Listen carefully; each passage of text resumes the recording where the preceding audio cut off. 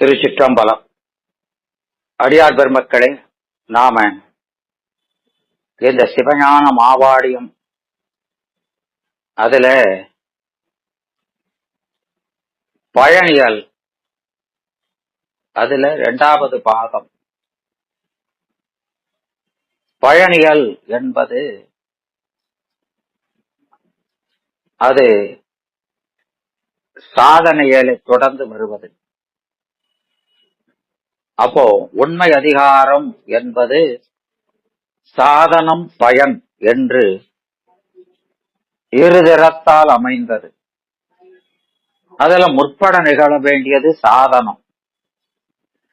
அந்த சாதனத்துல சாதிப்பவன் இயல்பு எது என்று அங்க 7ல சொன்னாரு.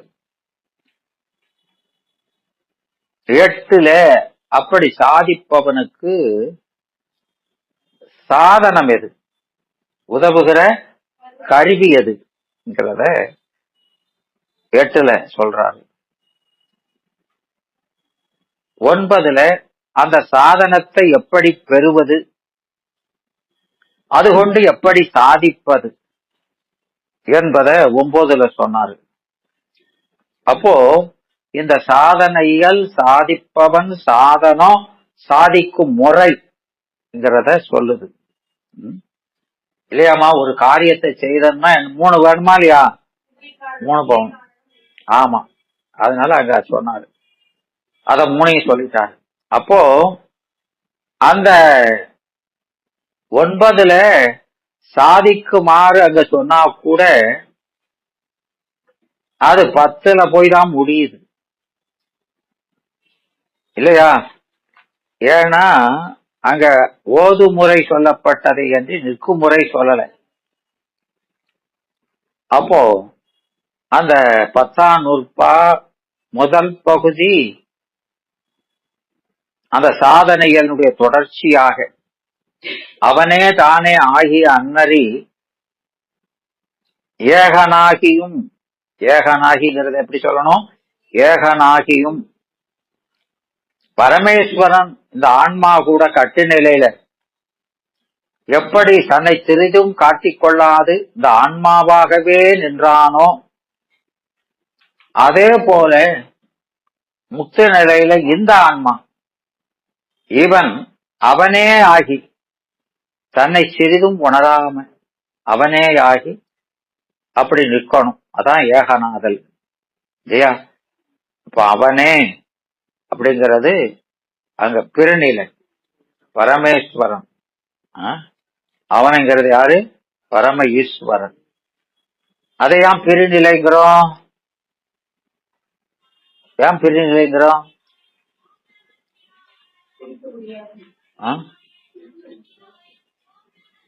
ஏய், உன்னேதான் தெரியாதுன்னு சொல்றதுதானா? ஏன் அப்படின்னா அவன் நம்மோட கலந்திருந்தாலும் அவன் அவனாகவே நிற்பான். அவன் தன் தன்மையிலிருந்து மாறுவதில்லை. அதனால அதை பிறநிலை என்றான். கலந்தும் கலவாத தன்மை கற்பகனாகி அப்படி நிற்கிறான். அதனால அவனே தானே ஆன்மாதானே. என்ன தானே? ஆன்மாதானே ஆக ஆகிய அன்னரி.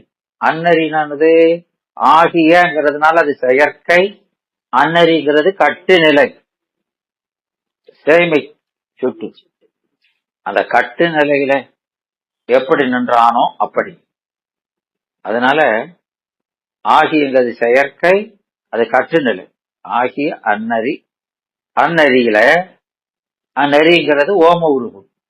அதுபோல இவன் அவனேயாய் ஏகனாகி சுத்த நிலையில இவன் ஆன்மா அவனேயாய் ஏகனாகி நின்றிடவும். நின்றிடவும் நிற்க அப்படின்னா அப்படி நிற்கணும் இல்லையா? ஆமா, அப்படி நின்றும் அது கூட என்ன செய்யணும்?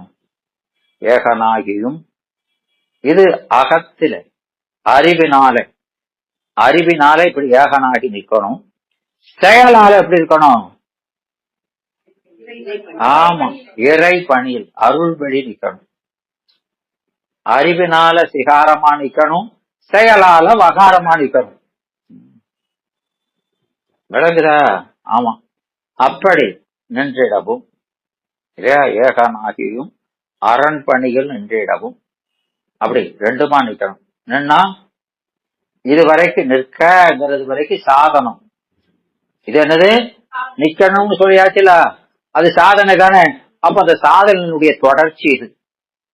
ஏகனாகி இறைவனை நிற்க எப்போ? அந்த அஞ்செழுத்து ஓதி ஞான பூசை செய்யப்படத்து. அஞ்செழுத்த ஓதி ஞான பூசை செய்யப்படத்து இப்படி நிக்கணும்.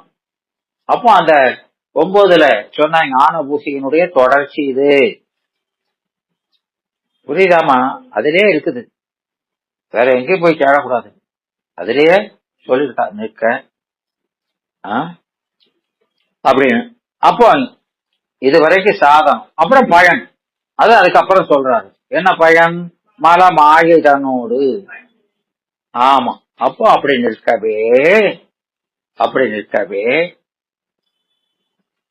அப்போ மலத்தின் இருப்பு வினையால் அறியப்படும். அதான நோய் காட்டி. மலம்ங்கிறது நோய் காட்டியது வேணை. அதனால அங்க அந்த வினைக்கு நிமித்த காரணமாகிய ஆணவ மலமும், அந்த வினைக்கு நிமித்த காரணமாகிய ஆணவ மலமும், அதான் மலம். அதற்கு முதல் காரணமாயிருக்க துணை காரணமாயிருக்கக்கூடிய மாயா கருவிகள், தனி கரண புவன போகங்கள் இல்லையா? அதற்கு முதல் காரணமாகிய பிராரத்த வினை கொண்டு செய்யப்படுகிற ஆகாமிய வினை இன்றாம், வல்வினை இன்றே, அது இல்லையாகும் இல்லையா? அதான் பயன். 3 மலத்தாலும் கொண்டு செய்யக்கூடிய ஆகாமிய வினை இல்லையாகும் அப்படின்னு. அப்போ அந்த ஆகாமிய வினை இல்லை அப்படின்னு சொன்னா அதற்கு காரணமாக இருக்கக்கூடிய நிமித்தமா இருக்கக்கூடிய ஆணவ மலமும் இல்லைன்னு அர்த்தம். வினை செய்யலன்னா அர்த்தம் அதுக்கு காரணமான மலம் போயிடுதுன்னு அர்த்தம். இதுவே பாச நீக்கமாம். ஆணவ மலம், கண்ம மலம், மாயா மலம் 3 நீங்கிறது சொல்றாரா இல்லையா? இந்த 3 வாசனையும் நீங்கிருச்சு. அதனால அத பேர் என்ன பேரு? பாச நீக்கம். இந்த மல நீக்கம் தான் பாச நீக்கம். அதனால கருத்துரை 80 சூத்திரம் எண்ணிதலோற்றவனின் பாச சயம் பண்ணுமாறு உணர்த்துதல் நாராலியா. பாசம் எப்படி நீங்குது? இப்படிதான் நீங்குது. விளங்குதா? இப்படி 2 வகையில் நின்னால் இந்த 2ம் இந்த பயன் கிடைக்கும் அப்படின்னு பயனை சொல்லுமிடத்தே அதற்கு ஏதுவும் உடன் கூறினார். விளங்குதா? அப்போ மலம் இல்லையாகும் அப்படிங்கிறது மேற்கோள். அதுக்கு ஏது இப்படி நிற்கிறதுனாலன்னு சொல்லணும். அப்போ ஏதுவும் பயனுமாக வைத்து அந்த சூத்திரத்தை சொன்னாரு. இதெல்லாம் நீங்களா பார்த்து செஞ்சுக்கணும். அவங்க எல்லாம் சொல்லுவாங்கன்னு பார்க்க கூடாது. இந்த சூத்திரத்துல என்னெல்லாம் இருக்குன்னு உங்களுக்கு பார்த்து அக்கா பிரிச்சு சொல்ல தெரியணும். விளங்குதாமா? அப்போ ஒரு பயன் நிகழணும்னா அதுக்கு காரணம் வேணுமா இல்லையாமா? ஏதுங்கிறது காரணம். அப்போ மேற்கோள்ங்கிறது பயன், சொல்ல வந்த கருத்து இல்லையா? அப்போ அந்த மேற்கோள் அங்க அதான் சூத்திரத்துல சொல்லிருக்கிறார். பாசசயம் முதல் பயன் அழுக்கு நீக்கும். அழுக்கு நீங்கும். ஆன்மாட்ட இருக்கிற அழுக்கு, பிறவிக்கு காரணமான அழுக்கு நீங்கும். அது எப்படி நீங்குது அப்படின்னா அதுக்கு காரணம் சொல்றாரு. இந்த பூசையில இப்படி நிக்கவே, அகத்திலையும் புறத்திலையும் இப்படி நிக்கவே இது நீங்கிட்டான் அப்படின்னு அந்த இதுல பயனை சொல்றாரு. விளங்குதாமா? அது முதல் பயன். அப்போ அது நீங்கன்னா என்ன பெயரும்? அப்போ அழுக்கு பாசம் போயிடுச்சுன்னா அந்த பாச நீக்கத்துல உடன் நிகழ்ச்சி என்னது? அறிவு விளக்கம். அறிவு பாச நீக்கம். எனவே அறிவு விளக்க உடனிகழ்ச்சி. அப்ப அறிவும் விளங்கிச்சுங்கிறது அறியப்படும். அந்த அறிவு விளக்கம் தான் அந்த ஞானத்தை பெறுதல், அந்த சாதனமாகிய ஞானத்தை பெறுதல். அது முதல் பயன். அறிவு விளக்கம் பெறுதது முதல் பயன். அப்போ நாம பிறவிக்கு காரணம் என்னன்னு சொன்னோம், மலத்து உளதாம்னு 1ஆம் நூற்பாவுல படிச்சோம். அப்ப பிறவிக்கு காரணமான மலம் போயிட்டான். அப்போ இனிமே பிறக்க மாட்டோம், இனிமே பிறக்க மாட்டோம். அப்போ என்ன செய்வோம், பிறக்கல, ஆனந்தமா இருப்போம். எப்படி இருப்போம், அது அடுத்தாப்புல சொல்றாரு, அடுத்த பயன். அப்போ நாம ஆனந்த விளக்கத்துல இருப்போம், விளங்கிய ஆனந்தத்துல இருப்போம். விளங்கிய ஆனந்தம்னா என்ன, துன்ப கலப்பில்லாத இடையீடு இல்லாத ஆனந்தம், அதுல இருப்போம். அது நம்ம இயல்பு. விளங்குதா? அப்போ அது மேற்கோள். என்னது மேற்கோள், விளங்குதாமா? அப்போ இடையீடு இல்லாத ஆனந்தத்துல இருப்போங்கிறது மேற்கோள். அதான் முடிந்த பயன், முக்திங்கிறது.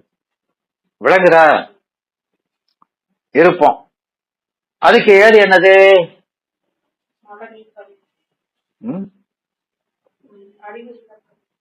அதுக்கு ஏந்தது என்னது, பெரிய ஆனந்தத்துல இருப்போம். அதுக்கு என்ன, அதுக்கு ஏது என்னது, காணும் கண்ணுக்கு காட்டு விடம் போல காண உள்ளத்தை கண்டு காட்டலின், இல்லையா? அது ஏது, அவன் உபகாரத்தை அறிஞ்சி அவன் மேல அளவில்லாத அன்பு ஏற்பட்ட காரணத்தினால. விளங்குதா? அதானே சொல்லியிருக்கிறாரு, காணும் கண்ணுக்கு காட்டு விடம் போல காண உள்ளத்தை கண்டு காட்டலின். கண்டு காட்டல் இன்னது ஏது பொருள்னு அர்த்தம். விளங்குதா? அவன் காட்டியும் கண்டு உபகரிப்பத நமக்கு உணர்த்திய காரணத்தினால நாம் அதை உணர்ந்து அவன் மேல அன்பு வந்தது, அதனால இன்பம் வந்துடுது. அடே அப்பா, விளங்குதா? அப்போ அதுக்கு காரணம் சொல்லி ஆயிடுச்சா? இது பயன், அதுக்கு அது ஏது. விளங்குதாமா? அப்போ இந்த நூற்பாவை 2 பகுதியா வச்சிருக்காரு. ஒண்ணு அவன் உபகாரம், அத நாம உணர்ந்ததனால ஏற்படக்கூடிய பேரின்பம். விளங்குதா? அதனால 2 பகுதி, 2 அதிகரணம் இந்த நூற்பாவுல, இல்லையா?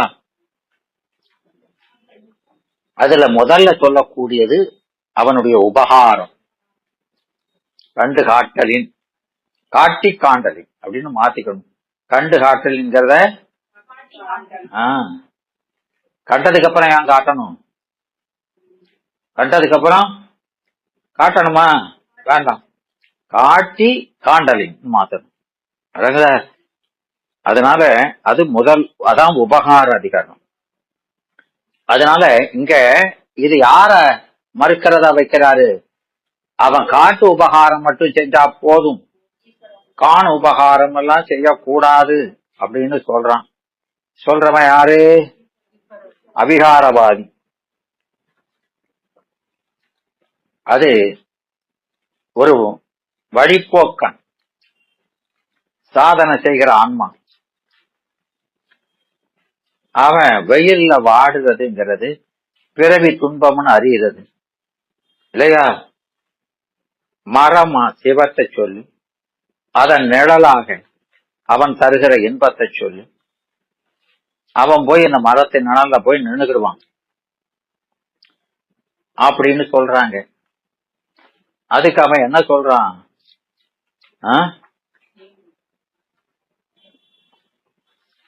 இவன் கூட சேர்ந்து இதே கருத்துடையவங்க யாரெல்லாம், பரிணாமவாதி, ஐக்கியவாதி, அபேதவாதி, சிவசம்மவாதி, சங்கராந்தவாதி, சிவாத்தி விதை செய்வர், சுத்தபரி செய்வர், இப்படி இவங்க எல்லாரும் இதே கருத்து உடையவங்க தான். அதுக்கு அவன் சொல்றான்,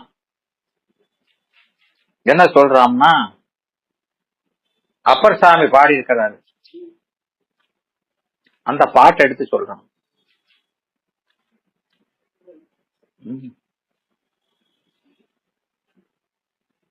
நீங்க தான் சொல்லிருக்கியோ அப்படின்னு. சுழலார் துயர்வயிற் சுட்டிடும் போது அடித்தொண்டர் துண்ணும் நிழலாவன நீங்கா பிறவி நிலை கெடுத்து களரா வினைகள் களத்துபகால வனங்கடந்த அழகால் ஒளியன காண்க அது ஐயாரன் அடித்தலமே அப்படின்னு பாட்டு இருக்காளியா? இருக்கலாமா? சுழலார் துயர்வை சுட்டிடும் போது மாறி மாறி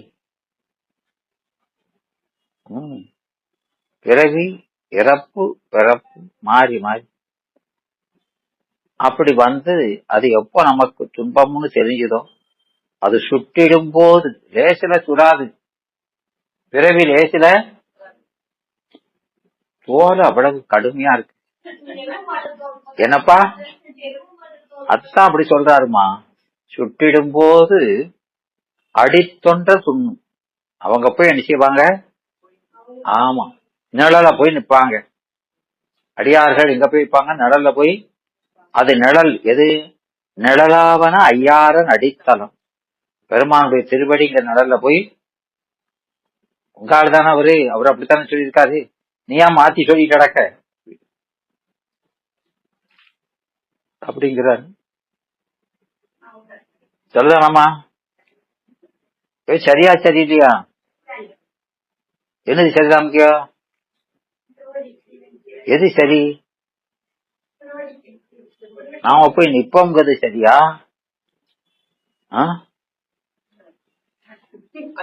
யாரு சொல்றது சரிங்க? அவங்க அத உதாரணம் காட்டுறது தப்பு. அவங்க சொன்னது வேற விதத்துல. அதெல்லாம் சரிதான். நான் என்ன சொல்றோம்னா, அவர் எப்படி வேணாலும் சொல்லுவாரு, அத உதாரணமா காட்டினதுதான் தப்பு.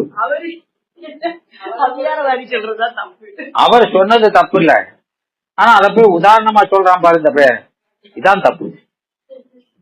நாங்க என்ன சொன்னாலும் என்ன செய்யணும்? அவன் கண்ணு காணாம போகணுமா? நாங்க சொன்னதை எடுத்துக்கூடாது, உதாரணமா சொல்றான் பாருங்க, அதான் தப்பு. அவர் சொன்னது தப்பு இல்லை, நாம கேட்டதும் தப்பு இல்லை. பெரியம்மா சொல்றாங்க ஜட்ஜ்மெண்ட். சரியாம்மா? அது ஜட்ஜ்மெண்ட் சரிதானா? சரிதானா? சரியாடா? தப்பு.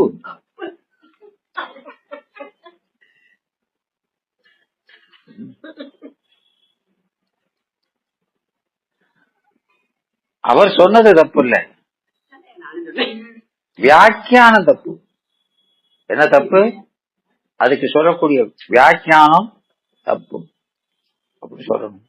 விளங்குதா? எடுத்து சொன்னது தப்பு இல்லை, நீ கொண்ட பொருள் தப்புன்னு சொல்லணும். விளங்குதா?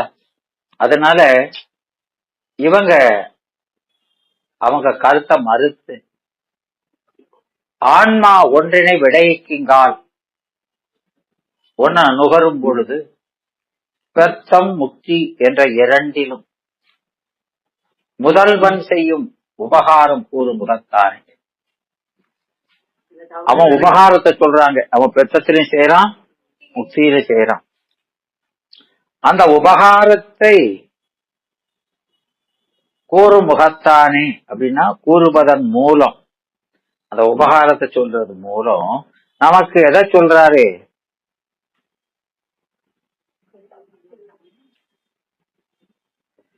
அத்துவித நிலையை சொல்றார்.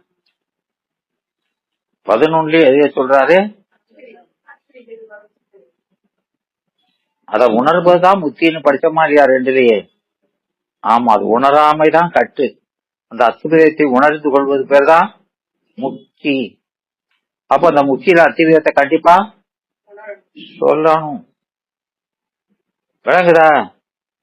அதனால இங்க என்ன சொல்றாரு, முதல்வன் செய்யும் உபகாரத்தை சொல்றது மூலம் அவனுடைய அத்துவித நிலையை சொல்லுவது முதல் அதிகரணம். முதல் அதிகரணம் என்ன சொல்லுது? அத்திவிதத்தை சொல்லுது அப்படின்னு சொல்ற.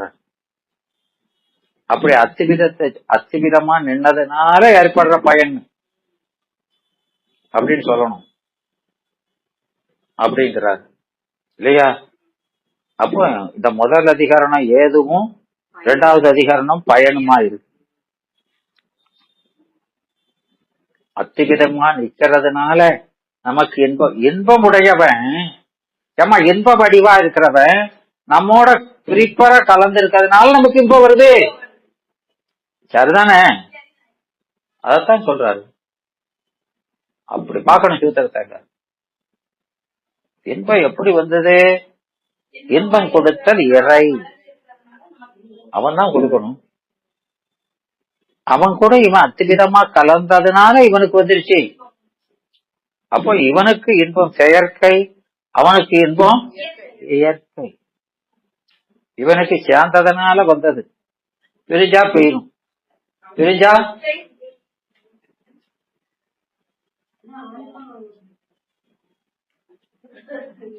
என்னமா? பிரிஞ்சா போயிருமா? பிரிய முடியுமா?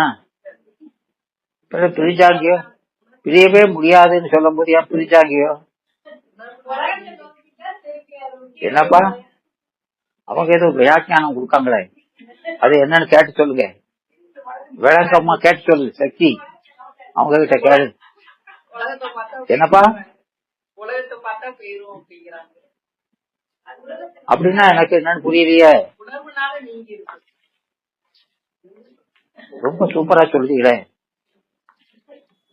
ஆமா, பொருளால பிரிய முடியாது. பொருளால அவனை பிரியவே முடியாது யாரும். உணர்வுனால பிரிகிறது தான் பிரிவு.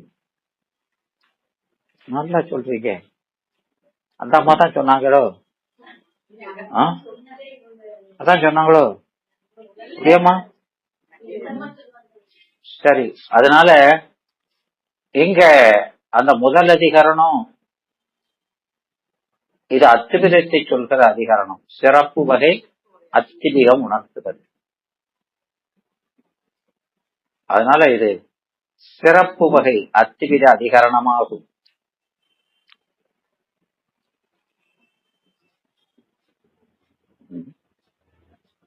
எழுத்தர் கணக்காயர் யாரு?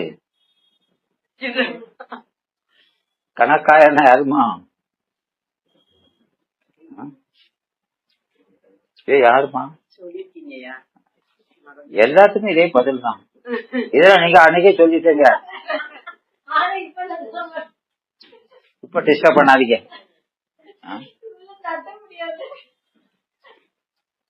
இதெல்லாம் நீங்க அன்னைக்கே சொல்லியோ. இத அன்னைக்கே கேட்டுட்டேன்னு சொல்லாம இருந்தாங்க. இந்த கேள்வி அன்னைக்கே கேட்டாச்சு, இப்ப இன்னைக்கு கேட்கக்கூடாது.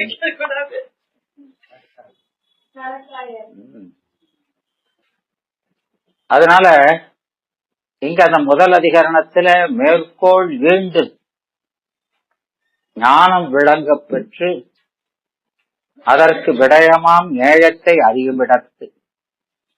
ஈண்டுங்கிறது என்னது? ஞானம் விளங்கி அது 10ல விளங்கிட்டாரியா? அப்ப அதுக்கு விடயம் எது? சிவம். அந்த நேயத்தை அறியுமிடத்து அதான் ஈண்டு. அவனும் அவனுங்கிறது அந்த ஞாதிருவோடு ஞான காரணனும் என இறந்தது தழிய எச்ச உண்மை. அவனும் அப்படிங்கிறது ஞாதிருவோடு இவனோடு அவனும், இவனோடு அவனும். இவன்கிறது ஆன்மா, ஞாதிரு. அந்த ஞானத்துக்கு காரணமானவன் அவன். என்ன சொல்றோம்? ஞான காரணனாகிய அவனும் என இறந்தது தழியது. அவனும் அவற்றது. அவற்றதுங்கிறது இந்த ஞாதிரு மட்டுமல்லாது, ஞானத்தால் அறிகிற சுத்தான்மா மட்டுமல்லாது பிரத்தான்மாக்களிடத்து, அந்த பிரத்தான்மாக்களும் அவர்களுடைய விடயத்தை, அப்போ பிரமேய நேயத்தை, பிரமேய நேயத்தை, பிரத்தான்மாக்களுக்கு பிரமேயத்தையும் முத்தான்மாக்களுக்கு நேயத்தையும்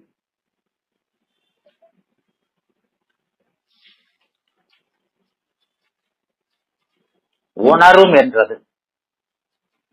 ஆன்மாவின் உடனிருந்து அறியும் என்பதை உறுதி செய்யும்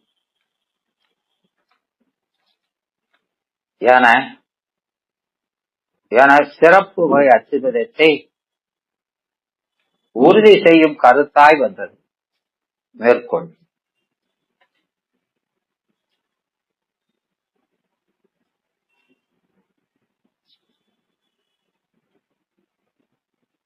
அவன் என்றது முதல்வன். இங்க அவன்கிறது முதல்வன். அவற்றது என்பது ஆன்மாக்களது. அவற்று அது, அதுங்கிறது என்னது? ஆறாம் வேற்றுமை உருவு.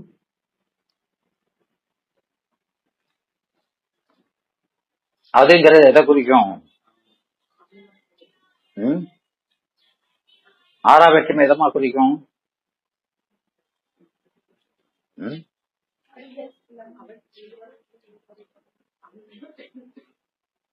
யான் எனது அப்படிலாம் வந்ததா இல்லையா? அப்ப ஆறாவது எதை குறிக்கும்? அது என பெரிய வேற்றுமை கிளவி தன்னினும் பிரிதினும் இதன் இது எனும் மன்னக்கிழவி கிளமைத்ததுவே என்பது சூத்திரம். அது என்ற பெயர் கொடுத்து ஓதப்பட்ட வேற்றுமை சொல், அது ஆறாவது வேற்றுமை. அது உடையதாய் உடைமை பொருள் உணர்த்துகிறது. அது என்னது? உடைமை, உரிமை பொருள். அது உடையதாய் நிற்கும் தன்னாலும் பெரிதொன்றாலும். இதனது இது, இதனது இது என்பது பட நிற்கும் அதனால் கிளவியில் தோன்றும் கிழமையை பொருளாக உடை.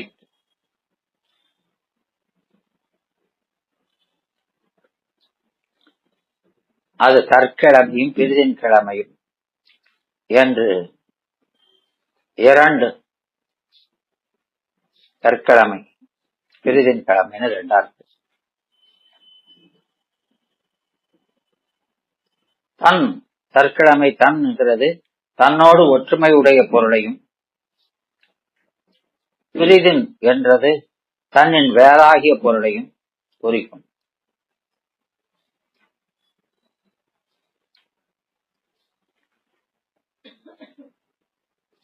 அதனால இதனது இது, இதனது இது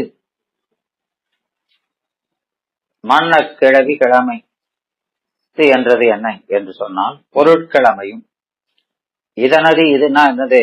அதனுடைய பொருள், அதனுடைய பொருள் என்று பொருட்கிழமையையும், பண்பு கிழமையையும், அதனுடைய அவனுடைய அறிவு அப்படின்னா பண்பு, அவனது அறிவு அப்படின்னா பண்பு. எனவே பொருளையும் பண்பையும் தொழிலையும், தொழில் கிழமையையும் அவை போல்வது என ஓமை ஒப்புமை கிளவி. இதெல்லாம் அவற்றுள் ஒன்று சுற்றாது. இதனது இது என்று சொல்லால் தோன்று கிழமை மாத்திரம் சுற்றம் என்றிருக்கு. இத்தனை இருந்தாலும் ஏதாவது ஒன்றை சுற்றி வரும். அதனால இதனது இது எனும் மன்னக்கிழவி கிழமைத்து என்றார். அப்போ இங்க ஆறாவது இது அறிதற்கிழமையின் கண்ண வந்தது. அன்ன பிறவும் சொல்றது இது போன்ற பிறவும் என்றார். உண்மை ஆன்மா உணர்தலே அன்றி முதல்வனும் ஆன்மா அறிகிற பொருளாகிய ஆன்மாவும் அறிவிக்கிறவனும் சேர்ந்து உணர்றான். அறிகிறவன் உணர்ந்தாமலாது அறிவிக்கிறவனும் சேர்ந்து முதல்வனும் ஆன்மாக்குடன் உடனாய் நின்று அதன் விடயத்தை அதனைங்கிறது அது விடயத்தை உணரும் என இறந்தது தடியிற்று. விடயம் கட்டு நிலையில உலகம், முக்தி நிலையில சிவம். விடயம் பொருள்ங்கிறது அதுல பொய்ப்பொருள், இதுல மைப்பொருள், அவ்வளவுதான். ஆகவே முதல்வன் முக்தியில தன்னை அறிதலும் ஆன்மாவின் பொருட்டு தன்னையே அவன் அறிவான். எதுக்காகனா ஆன்மாவின் பொருட்டு. ஆன்மாவில் தங்கி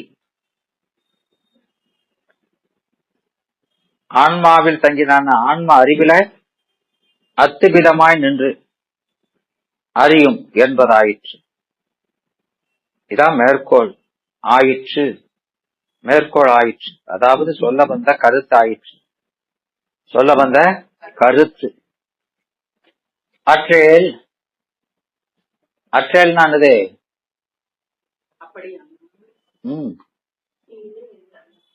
அற்றேல்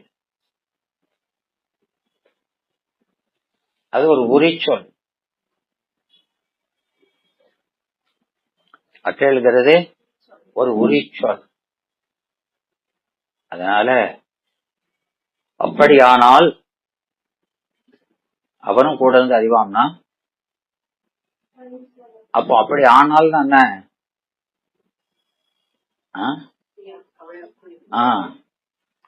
அப்போ அது மேல ஒரு ஐயம், அதுல ஒரு அப்படி சொன்னா அப்படி சொல்லிட்டாங்கனால என்ன இக்கண்ணா வைக்காமனு இருக்கும். அங்க ஒரு தடை வருது அதுல. அதனால கண் சடமாகலானும், இது முதல் பாயிண்ட். கண்ணு சடம். அதனால சடப்பொருள் தானே வேலை செய்யாது. அது வேலை செய்யணும் என்ன நிக்கணும்? ஒரு அழிவு பொருள் கூட இருக்கணும். அதனால ஆன்மா கூட இருக்குது. கண்ணை சிதைச்சி ஆன்மா கூட நிக்குது. இது முதல் பாயிண்ட். ரெண்டாவது காண்டல் பயன், பார்க்கறதுனால அனுபவிக்கிறதுனால ஏற்படுற பயன் யாருக்கு? ஆன்மாவுக்கு.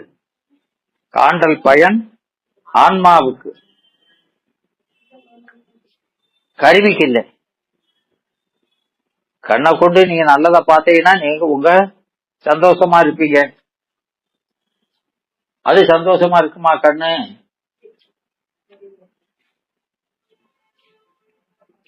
இல்லையாமா?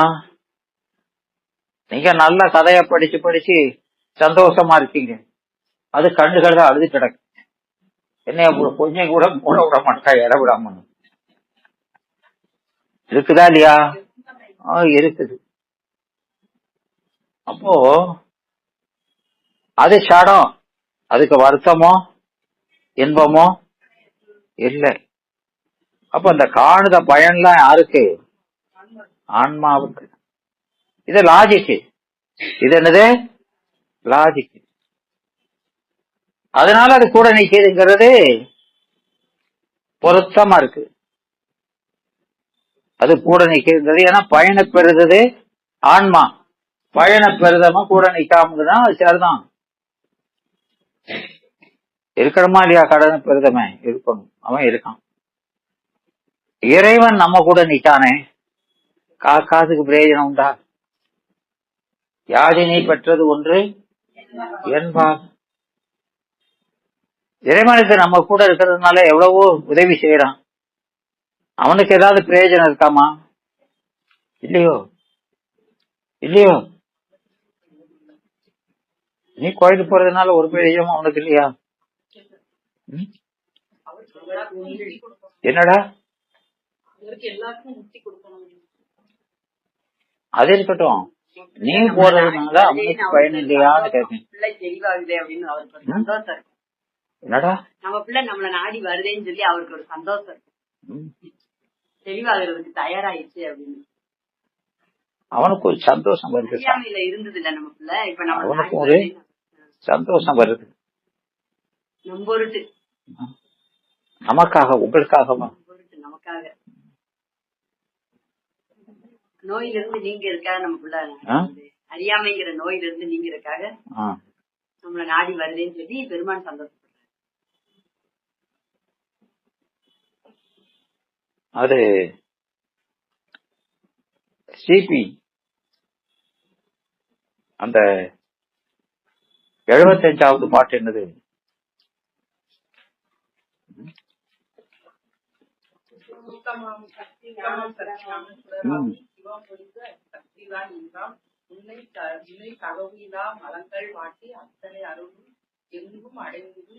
மகிழ்ந்தே அப்படின்னு சொல்லி முடிக்கிறாரா இல்லையா? அதுதான் வளர் ஒளி போல் மகிழ்ந்து. சூரியனுக்கு உலகத்துல இருள் போனாலும் போகாட்டாலும் அவனுக்கு வருத்தமோ மகிழ்ச்சியோ இல்லை. ஆனா இந்த பெருமானுக்கு ஆன்மாவிட்ட மலம் போனா அவனுக்கு ஒரு மகிழ்ச்சி அப்படின்னு இந்த வேறுபாடு சொல்றாரு. விளங்குதாமா? ஆமா.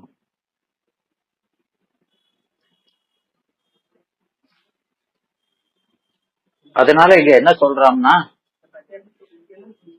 இந்த முதல்வன் முக்தியில் தன்னை அறிதலும் ஆன்மாவின் பொருட்டு ஆன்மாவில் தங்கி ஆன்ம அறிவில அத்துவிதமாய் நின்றறியும் என்பது. அப்போ இந்த கண்ணு சடம் அது கூட உயிர் நீக்குங்கிறது பொருந்தும். ஆனா இந்த கண் போல கண் திருட்டாங்கம். பொருள் எது? கண்ணு ஓமைதானமா, அது திருட்டாங்கம். பொருள் என்னது? கண் மாதிரி இருக்கிறது ஆன்மா. அத சொல்லுங்க. பொருள் எதுனா தாட்டாந்திகம். பொருளுக்கு என்னது? தாண்டாத்திகத்துல எதை சொல்லியிருக்கிறாரு? ஆன்மாவை. ஆன்மா சடம் அல்ல. இது மாதிரி இதுன்னு சொல்றதுக்கு அதுவும் இதுவும் திருட்டாந்தமும் தாட்டாந்திகமும் ஒன்னா இல்ல. அதனால நீ சொல்றது பொருந்தாது. விளங்குதா? இதுன்னா ரெண்டும் ஒண்ணு போல இருக்கணும். இவன் ஜடமா இருக்கான், அவன் சித்தா இருக்கான், அது எப்படி சரியா இருக்கும்? சரியா இல்ல. விளங்குதா? ஆமா. அதனால இங்க காணுத பயன் ஆன்மாவுக்கு, கண்ணு சடம் அப்படின்னு 2 பாயிண்ட் சொல்றாரு. ஐயன் அவனுக்கு இல்லையா கண்ணு சடம். அதுபோல இங்க ஆன்மா சடம் இல்ல. அது ஒரு பாயிண்ட் தப்பா போச்சு. 2வது காண்டல் பயன் சிவத்துக்கு இல்ல. காணுறது உடனே நிக்கிற சிவத்துக்கு இல்ல, காணுகிற ஆன்மாவுக்கு தான் வருது. அப்ப 2 பாயிண்ட் அடி போட்டு போச்சியா? என்ன சொல்றாங்க? பாயிண்டா பேசுறாரு வக்கீல் மாதிரி. புரியுதாமா? அதனால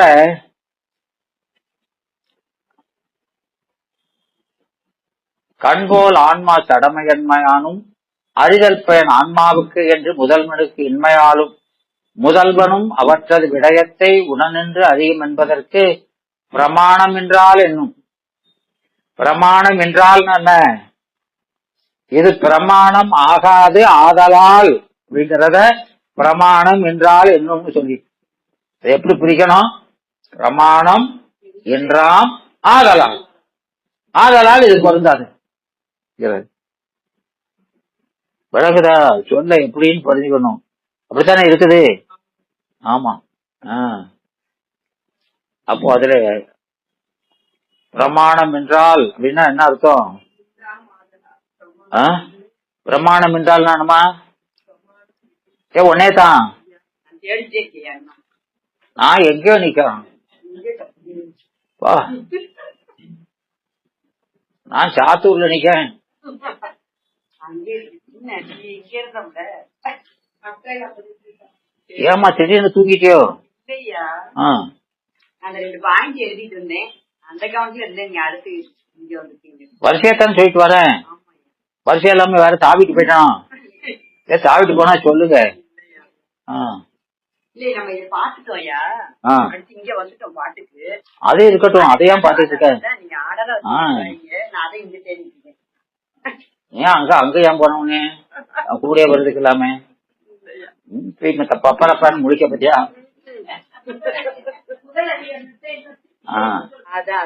அதனால இந்த பயன் ஆன்மாவுக்கன்றி முதல் மனுக்கு இன்மையாலும் அவற்றை அவனும் கூட நிப்பாங்கிறதுக்கு பிரமாணம் பொருந்தாது சொல்ற. அந்த இது பொருந்தாது.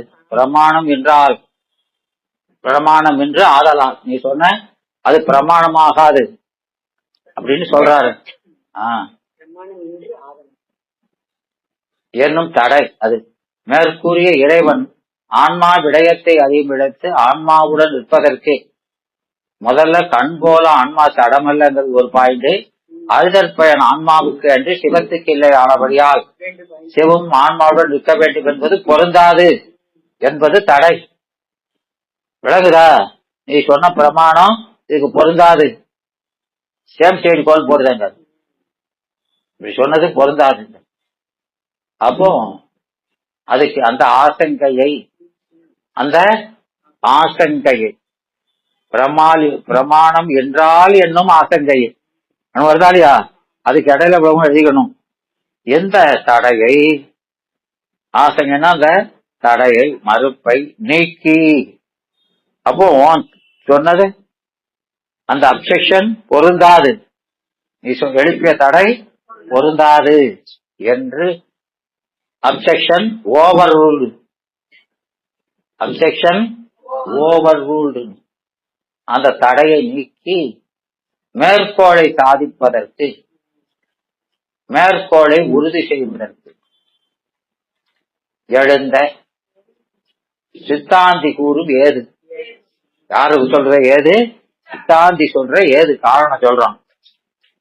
ஏன்னா அவன் தானே பியாண்ட் அவுட் ப்ரூவ் பண்ணணும். சொன்னவன் தான் ப்ரூவ் பண்ணணும். அப்செக்ஷன் எழுதினவன் எழுப்பிட்டு செவனேன்னு நிற்பான். அவனுக்கு அதை ப்ரூவ் பண்ண வேண்டிய அவசியம் இல்லை. அதனால ஏது இவ்வான்மாக்கள் என்று உபதேசியாய் நிற்கும் இவ்வான்மாக்கள். இவ்வான்மானா எப்படி? எப்ப பார்த்தாலும் அறிவித்தால் அறிகின்ற தன்மையுடைய ஆன்மாக்கள். அதான் உபதேசியாய் நிற்கும் இவ்வான்மாக்கள் அவனை இன்றி அமைந்து அவனுடைய உபகாரம் இன்றி. அவனை என்றினான அவனுடைய உபகாரம் இன்றி. அவனுடைய உபகாரம் அந்த ஆமா தமி அருள் தான்மாவினுடைய அறிவின் தமி அறிவின் தலைவனாகி அவனுடைய உபகாரம் இன்றி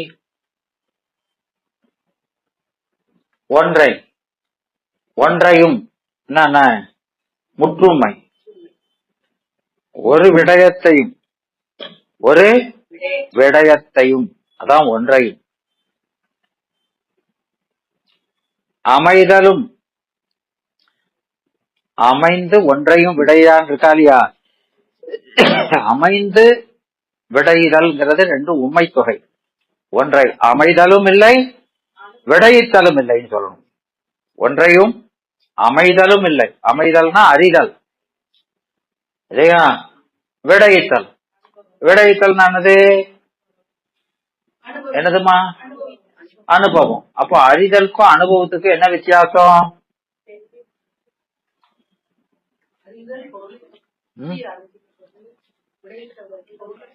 என்னப்பா?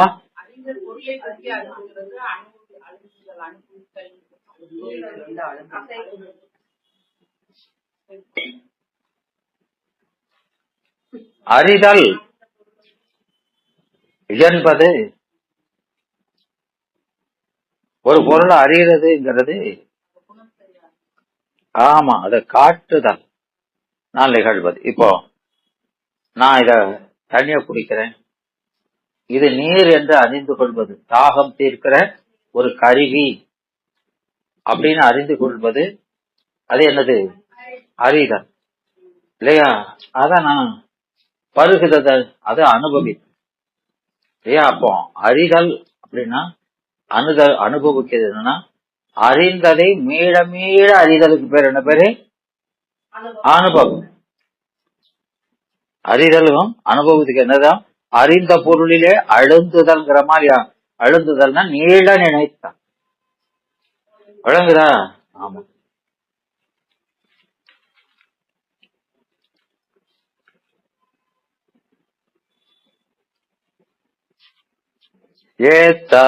ஏத்தாதிருந்தறியேன் சொல்லல, எம்மையோர் தனி நாயகனே அப்படிங்கிறாரியா? அப்போ பெருமான ஏத்தன உடனே இன்பத்தை அறிய முடியாது, இடைவிடாது ஏத்தணும், அப்பதான் இன்பம் வரும். ஏத்தன உடனே வருமா? வராது. அரச மரத்தை சுத்தன உடனே அடி வைத்த தடவுது சொல்றாங்களா இல்லையா? தடவுனா ஒரு பிரயோஜனம் இல்லை. அது என்ன செய்யணும்? பலகாலம் செய்யணும் இல்லையாமா? அதுதான் அங்க தவமும் தவமுடையாருக்கு ஆகும். அவம் அதனை அத்திலார் மேற்கொள்வதுனார். தவமும் அப்படின்னு தவமுடையாருக்கு ஆகும்னா என்ன அர்த்தம்? தவம் செஞ்சவன் தான் தவம் செய்யணும். தவம் செய்யாதவையெல்லாம் போய் தவம் செய்யறதுக்கு வந்தீங்கன்னா அது அவம். அதான் அப்படி சொன்னா அதான் சிவஞான முனிவர். அப்ப முதல்ல தவம் செஞ்சவன் தான் வரணும். சித்தாந்தம் படிச்சவன் தான் படிக்க வரணும். தெரியாதவன் வரக்கூடாதுன்னா அவன் எங்கதான் போய் படிப்பான் அப்படி இல்லையா? தவம் செஞ்சவன் தான் தயார் செய்யணும்னா தவத்தை முயல்வதுதான் எங்க போய் முதல்ல அதை தொடங்குவான்? செய்யாதவன் செய்யவே கூடாதுன்னா எங்கயா முதல்ல தொடங்குவான்? அப்போ அப்படி வளரப்படாதுன்னு அர்த்தம். அதுக்கு பொருள் அது இல்லை. விளங்குதா? அப்ப தவமுடையாருக்கு ஆகும்னா அதுக்கு அப்படியே விளக்கம் சொல்லப்படாது. எப்படி சொல்லணும்? காளீஸ்வரி அம்மா சொல்லுங்க. நான் அந்த பக்கத்துல இருந்தேன், நான் அந்த புறத்துல இருந்தேன், நீங்க வந்து இந்த புறத்துல வந்து நிக்கல. நான் ஏமா சொல்லுங்க தாயி, நீங்க இப்ப எந்த புறத்துல இருக்கியோ இங்க சொல்லுங்க. அந்த சொல்லிட்டா தவத்தின் பயன், அத வருவிச்சுக்கணும். அப்போ தவத்தை இன்னைக்குதான் தொடங்கி இருக்கோம். வேமா இப்போ MBBS தான் போய் சேர்ந்திருக்கான், உடனே நான் டாக்டர்னு சொல்ல முடியுமா? அவன் 4 வருஷம் படிச்சு அதுக்கப்புறம் ஹவுஸ் சர்ஜனா இருந்து எவ்வளவோ அனுபவம் வந்தெல்லாம் பிற பார்க்கணும். விளங்குதாமா? அப்படித்தானே? அதே மாதிரிதானே. அப்ப நம்ம ஒரு பலனை பார்க்கணும்னா தொடங்கின உடனே பலனை பார்க்க முடியாது. விளங்குதா? அதனாலதான் இங்க சொல்றாரு தவமுடையாருக்குன்னா தவத்தை தொடர்ந்து செஞ்சவங்களுக்கு தான் பயன் எதிர்பார்க்கலாம். இன்னைக்கு தொடங்கின உடனே பலன் அப்படின்னா அந்த பலன் இருக்கும், அது வெளிப்படையா அவனுக்கு தெரியாது. செஞ்சதுக்கு பலன் கண்டிப்பா, ஆக்ஷன்னா அதுக்கு ரியாக்ஷன் கண்டிப்பா இருக்கும், அது புலப்பட தோன்றாது. ஏன்னா அந்த ஆன்மாவுக்கு அறிவு படிப்படியா தானே வளரும். புரியுதாடா? ஒரு பாட்டை படிச்சுக்கிட்டு உடனே அறிவு வளர்ந்துருக்கான்னு அளந்து பாத்தீங்க உங்க அறிவை. ஒரு பாட்டை படிக்க வேண்டியது திருமுறைய போய் அந்தால அறிவை அளந்து பாக்குறது. வளர்ந்துருக்கானா? வளர்ந்துருக்குமா? என்னமா வளராதுங்கிறோ? வளருமா வளராதா? வளரும், ஆனா வளராது. அந்த வளர்ச்சி டிஸ்டிங்டா தெரியாது. விளங்குதாமா? அது சற்றே நகுங்கிறாரா இல்லையா? கொஞ்சம் கொஞ்சமா தான் வரும். அதனால நம்ம அதை தெரிய முடியாது, அது பலகாலம் ஆகணும். அதனால என்றும் உபதேசியானைக்கும் ஆன்மாக்கள் அவனை இன்றி அமைந்து ஒன்றையும் அவனையின்றி ஒன்றையும் அமைதலும் இல்லை, விடையித்தலும் இல்லை. ஒன்றைங்கிறது முற்றுமை, நோ எக்ஸெப்ஷன் இல்லையா? எல்லா பொருள் குறித்தது. ஆகலான் ஆகலான் ஆகலான் என்ன? ஆகலான் அவனும் அவற்றது விடயத்தை உணரும் என்றதே அப்படின்னு சொல்லி முடிக்கணும். அதனால அவனும் கூட இருந்து என்ன செய்யணும்? ஆன்மாக்களது விடயத்தை அவனும் கூட நிக்கணும். காட்டுறவன் கூடயே நிக்கணும். காணுற ஆன்மா கிட்ட சொல்லிட்டு போக முடியாது, போயிட்டா அறிவும் போயிடும் அப்படின்னு சொல்றாரு இல்லையா? ஏன்னா அவனுக்கு இது ஒரு கணமும் அவனை என்று ஒரு கணமும் அதான் ஒன்றைங்கிறது. ஒன்றைங்கிறது என்னது?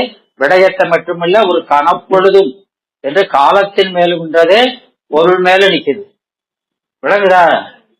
ஒன்றைங்கிறத ஒரு விடயத்தையும் பொருளை குறிக்கிறது. ஒரு சிறிதும் இமைப்பொழுதும் அப்படிங்கிறது காலம், ஒரு சிறிது காலம் கூட நாம சுதந்திரமா அறிய முடியாது அப்படிங்கிறது. அதான் அது சிவபகசாரத்துல சொல்றாரு.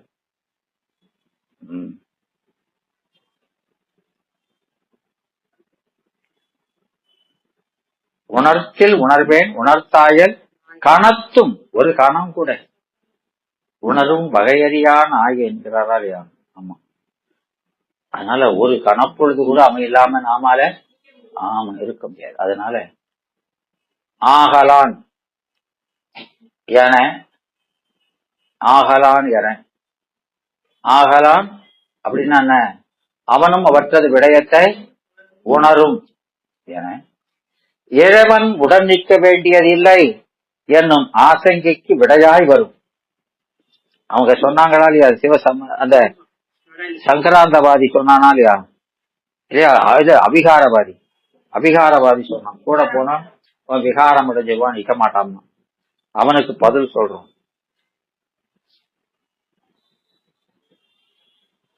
அதனால அவன் இல்லாம இது சுதந்திரமா ஒரு கணம் கூட ஒரு விடயத்தை கூட அறிதலோ அனுபவித்தலோ கிடையாது அப்படின்னு அதுக்கு பதில் சொல்லியாச்சு. ஆசைக்கு விடையாய் வரும்.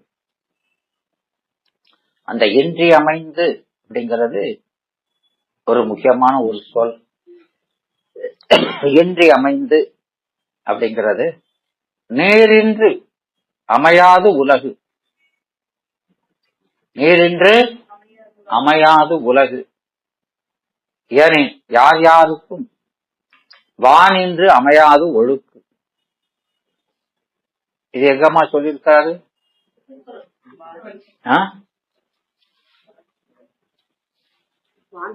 கைலாயம் சொல்லுங்க, சொல்லுங்க தாயி. வான் சிறப்புல அப்போ நேரின்றி அமையாது உலகு. அப்ப நேர் இல்லாம உலகுன்னா என்னது? உலக மக்கள், உயிர்கள். உலகுங்கிறது எது மேல இருக்குது? உயிர்கள் மேல இருக்குது. உயிர்கள் நீர் இல்லாமல் வாழாது.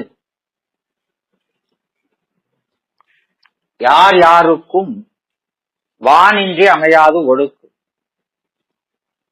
அப்ப நீர் இல்லாமல் எத்தகையோரும் உலக வாழ்க்கை அமையாது. அதுபோல மழை இல்லையானால் ஒழுக்கம் நிலை பெறாது, உயிர் நிலை பெறாது. இது ஒழுக்கம். அப்போ ஒழுக்கமும் உயிரும் நேருங்கிறார். ஒழுக்கம் இல்லாத உயிர் சவங்க. விளங்குதா? ஆமா. ஒழுக்கம் கெட்டாச்சுன்னா அவன் செத்துட்டான்னு அர்த்தம். விளங்குதா?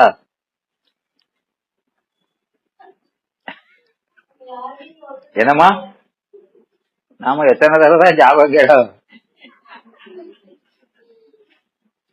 இல்லம்மா?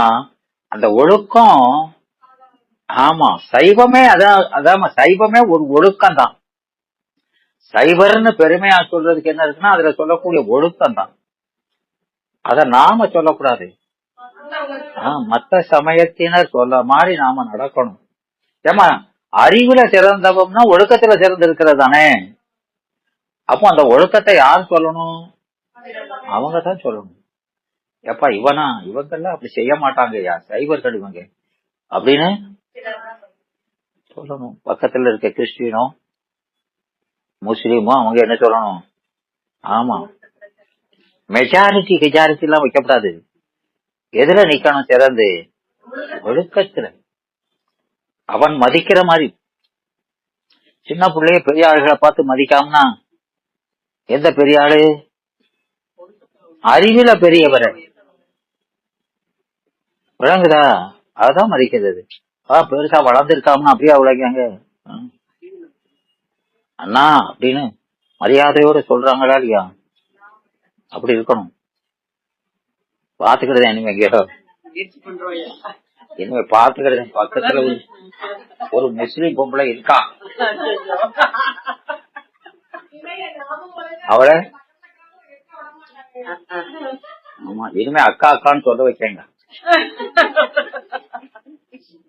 யாருக்குமேமா நாம மற்ற செல்வத்தினாலேயோ இல்லையா கல்வியினாலேயோ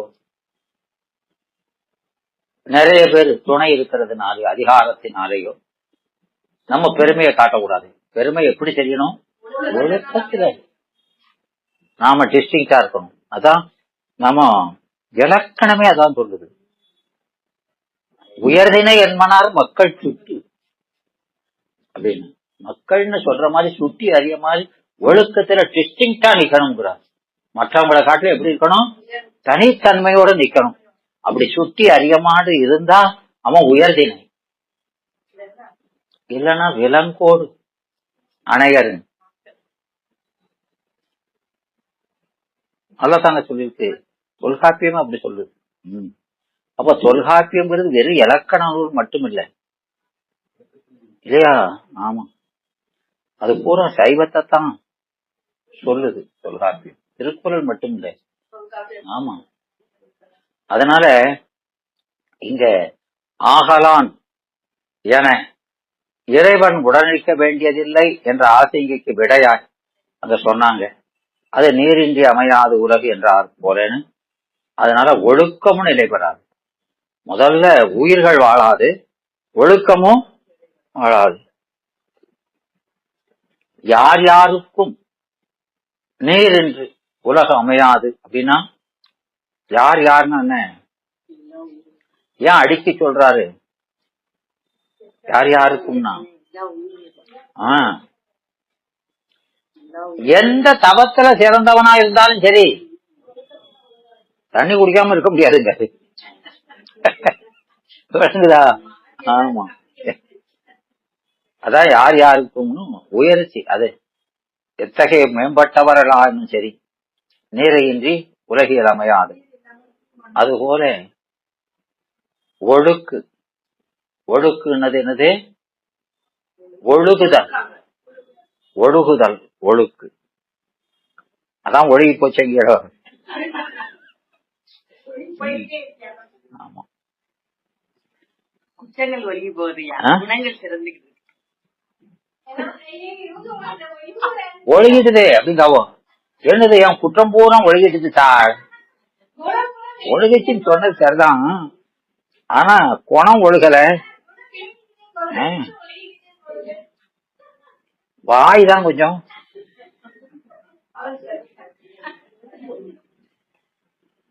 தவறுகளை திருத்துறோம் இல்லையா? என்னப்போ தவறுகளை திருத்துறோம்ல படிக்கிறதுனால. அதாமா போய் சொல்லுதான். அது நம்மளே சொல்லக்கூடாதுன்னு தான் சொல்லிக்கிட்டு இருக்கேன். அடுத்தவங்க எப்ப சொல்ல அதுக்கெல்லாம் காத்துக்கிட்டு இருக்க முடியாதுன்னு. நம்ம வெளி போதே சொல்லக்கூடாது, நம்மளுக்கே சொல்லலாம். அந்த நீர் இடையறாது ஒழுகும் ஒழுக்கம். அந்த நீர் என்னது? நீர் இடையறாது ஒழுகுகின்ற ஒழுக்கம். அத வானின்றி அமையாது. அந்த ஒழுக்கமும் எது இல்லாம அமையாது? வானின்றி அமையாது.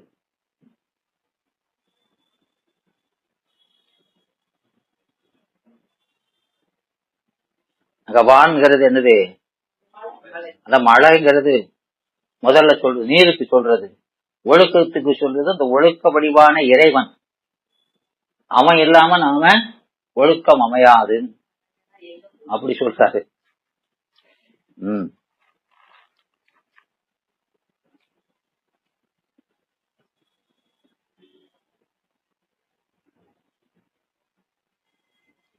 அதனால பொருள் இன்பங்கள் உலகியல் என்றார். அவை இம்மைக்கண் ஆகலில் இடையறாது ஒழுகல் எக்காலத்தும் அது இம்மைக்கும் அருமைக்கும். நீர் என்று அமையாது உலகு என்பது எல்லாராலும் தெரியப்படுதல். அதுபோல ஒழுக்கமும் வானின்றி அமையாது என்பது தெரியப்படும் என்பார். இப்போ இதுக்கு மேலும் மேலும் இதற்கு ஒரு திருட்டாந்தம், இதுக்கு ஒரு திருட்டாந்தம். இந்த மேற்கோள் ஏது சொன்னாரா இல்லையாமா, இதுக்கு ஒரு திருட்டாந்தம் சொல்றாரு. மேலும் இதற்கு ஒரு திருட்டாந்தம், கண்ணொடிக்கு விளக்கொளி தன்னோடும் கலந்து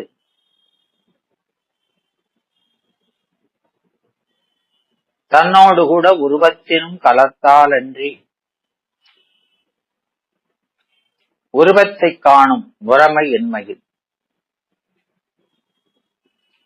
விளங்குதா? என்ன விளங்குது? கண்ணொழிக்கு அப்படின்னா கண்ணொளி விளங்குதற்கு அப்படிங்கிறத வருவிக்கணும். கண்ணொழிக்கு என்னன்ன, கண்ணுல ஒளி இருந்தாலும் அந்த ஒளி விளங்குதுன்னா விளக்கொளி தன்னோடு அப்படின்னா விளக்கொளியோடும் தான். தன்னுங்கிறது ஆமா விளக்கத்தான் குறிச்சது. விளக்கோடு தன்னோடும் கலந்து, அப்ப கண்ணொளியும் விளக்கொளியும் கலக்கணும். கண்ணுல ஒளி பெருகணும்னு நினைச்சேனும் அது தண்ணிலும் சிறந்த விளக்கொளியோடு கலக்கணும். கலந்து விளக்கொளியோடு கலந்து தன்னோடும் கூட, தன்னோடு கூட என்ன, கண்ணொளியோடு கலத்தலோடு கூட, தன்னோடும் கண்ணொளி அதான் தன்னோடுங்காரு. கண்ணொளியோடு கலத்தலிலும் கூட உருவத்தினும் கலந்தாலின்றி, அந்த கண்ணுக்கு விடயமாகிய உருவத்திலும் கலந்தாலன்றி. அப்போ அந்த விளக்கொளி கண்ணொடியோடு கலந்து கண்ணுடைய ஒளிய பூஸ்ட் பண்ணணும். அதோடு மட்டும் இல்லாம அந்த கண்ணால காணக்கூடிய விடயத்திலையும் கலந்து, அதையும் ஆமா உருவத்தோடும் கலந்து கலந்து அதையும் விளக்கி நின்றாலன்றி, உருவத்தையும் விளக்கி நின்றாலன்றி கண் அந்த உருவத்தை காணும் முறைமை இன்மையின். விளங்குதா?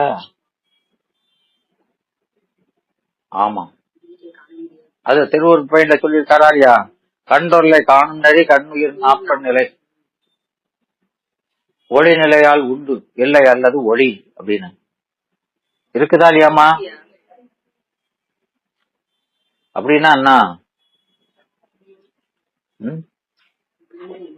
என்ன அங்க இங்க பெறட்டுக்கே அதானே கேட்டாலே எதுக்கு அதெல்லாம் எதுக்கோ பாட்டத்தான் சொல்லியாச்சே, சொல்ல வேண்டியதானே.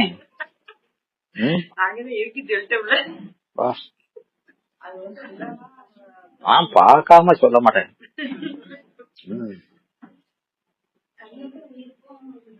சொல்லு.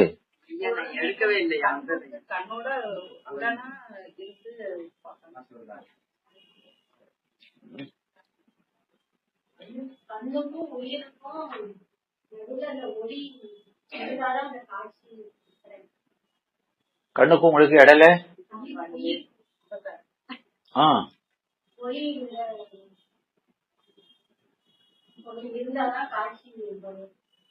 எதுக்கு இடையில? கண்ணுக்கும் உயிருக்கும்.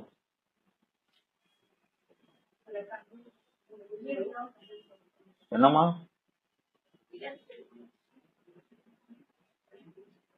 கண் ஒல்லை காணும் நெறி எப்படி?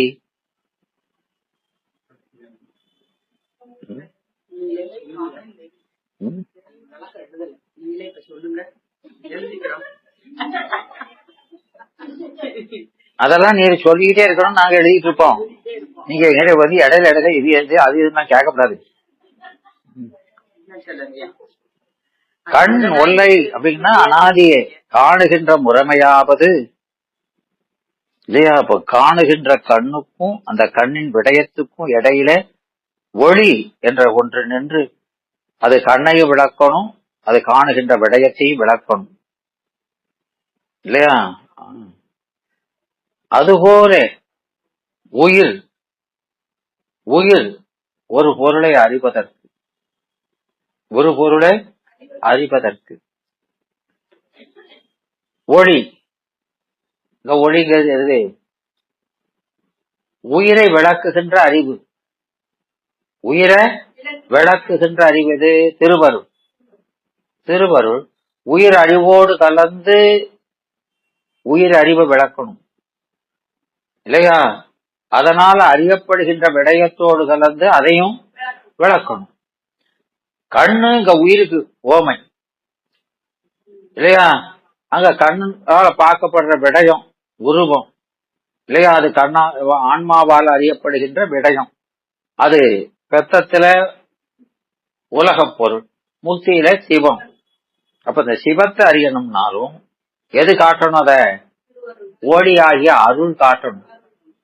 அருள் ஆன்ம அறிவோட கலந்து அறிவை விளக்கி, அது 10ஆம் நூற்பான் இல்லையா? அங்க கலந்ததோடு விட்டுலாம காணப்படுகின்ற சிவத்தையும் விளக்கணும், அது 11ஆம் நூற்பான். விளங்குதா? ரெண்டையும் விளக்குனா இவன் அறிவையும் விளக்கி சிவத்தையும் எல்லாம் அம்மா செய்யணும். அம்மா செஞ்சிட்டு அந்த தூண்டு விளக்கு தெரியுமா? கோவில்ல தூண்டு விளக்கு பார்த்திருக்கீங்களாமா? தூண்டு விளக்குங்கிறது மற்ற விளக்குகள் சந்நிதியில விளக்கு ஏத்துறதுக்குன்னு ஒரு விளக்கு வச்சிருப்பாங்க, அது திரைக்கு பின்னால நிக்கும். அது மாதிரி அம்மா எல்லாத்தையும் செய்து பின்னால போய் நிக்கான். நீ உங்க அப்பனும் சேர்ந்தா அனுபவிக்கும். நான் எல்லாத்தையும் செஞ்சவன் பின்னால நிக்கமுங்க. விளங்குதாரா? அதத்தான் அங்க திலகவதியார சொல்லுவாங்க. திலகவதியார தூண்டு விளக்கணையாழ்வார். அந்த நாவுக்கரசருங்கிற அவர் அந்த ஞான விளக்க ஏத்தின விளக்கு, அது பின்னால நிக்குது.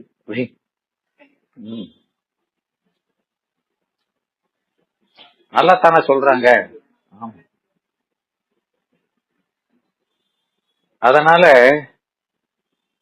இங்க அதுபோல அறிவித்தாலன்றி, அப்ப ரெண்டையும் விளக்கணும். அப்ப கண்ணை விளக்குறதுக்கு பேரு விளக்கொளி. கண்ணுல கலந்து விளக்குனா அது காட்டு உபகாரம், பொருளில கலந்து விளக்குனா அது காணு உபகாரம்.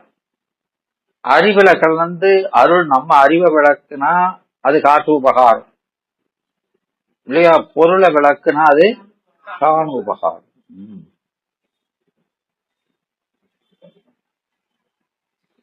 சரிதான் சரிதான்.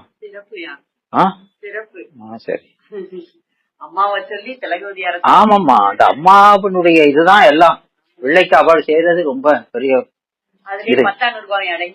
ஆமா, அது ரெண்டு தனித்தனியா இல்ல, அது கலந்து நின்று அந்த அறிவை விளக்குறதும் அதுதான், பொருளை விளக்குறதும் அதுதான். ஆனா அந்த வகாரம் காணப்படாம நிக்குது. அதான் தாயை மறந்து வேயும் அதே நிட்டைங்கிறார். அவதான் எல்லாம் செய்தான். ஆனா அவளை நினைச்சா காட்சி தெளிவில்லை. அவளை பார்த்துக்கிட்டு இப்படி பார்த்தாமன்னா அவன் சரியா தெரிய மாட்டான். அப்ப அவன் வேற அவள் வேற அல்ல. அம்மா அப்பான்னு சொல்றதுக்கு அவ வேற வேற இல்ல. அப்போ அவனுடைய அருளையே பார்த்துக்கிட்டு இருந்தீங்கன்னா பொருளை பார்க்க முடியாது. விளங்குதாமா? அப்படிங்கிறது தான். எல்லாம் ஒண்ணுதான், அவன் வேற இவ வேற இல்லதான் இல்லையா? அப்போ நாம அந்த பேரின்பத்தை அறியணும்னா அந்த இன்பப் பொருளை மட்டும்தான். ஆமா, அந்த பறவையினுடைய கண்ணுனா கண்ணு மட்டும்தான் தெரியுது இல்லையா? அது தலை இருக்குது, உடம்பு இருக்குது, அது இருக்க கிளை இருக்குது, மரம் இருக்குது, எல்லாம் தான் இருக்குது. ஆனா அதெல்லாம் தெரியக்கூடாது. டார்கெட் மட்டும்தான் தெரியணும். அதான் தெரியுது. உனக்கு ஆனந்தம் வரணும்னா அது மட்டும்தான் தெரியணும், வேற எதுவுமே. அதான் கண்ணிலே, வேற எதையும் பாக்குற கண்ணே இல்ல அப்படின்னு விளங்குதா? அதனால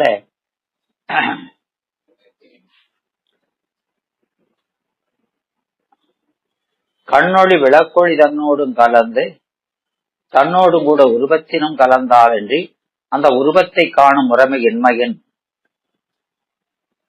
இதுபோல அறிவித்தாலன்றி சுதந்திரமாய் அறியும் இயல்பில்லாத ஆன்மா அறிவித்தாதான் அறியும் இல்லையா?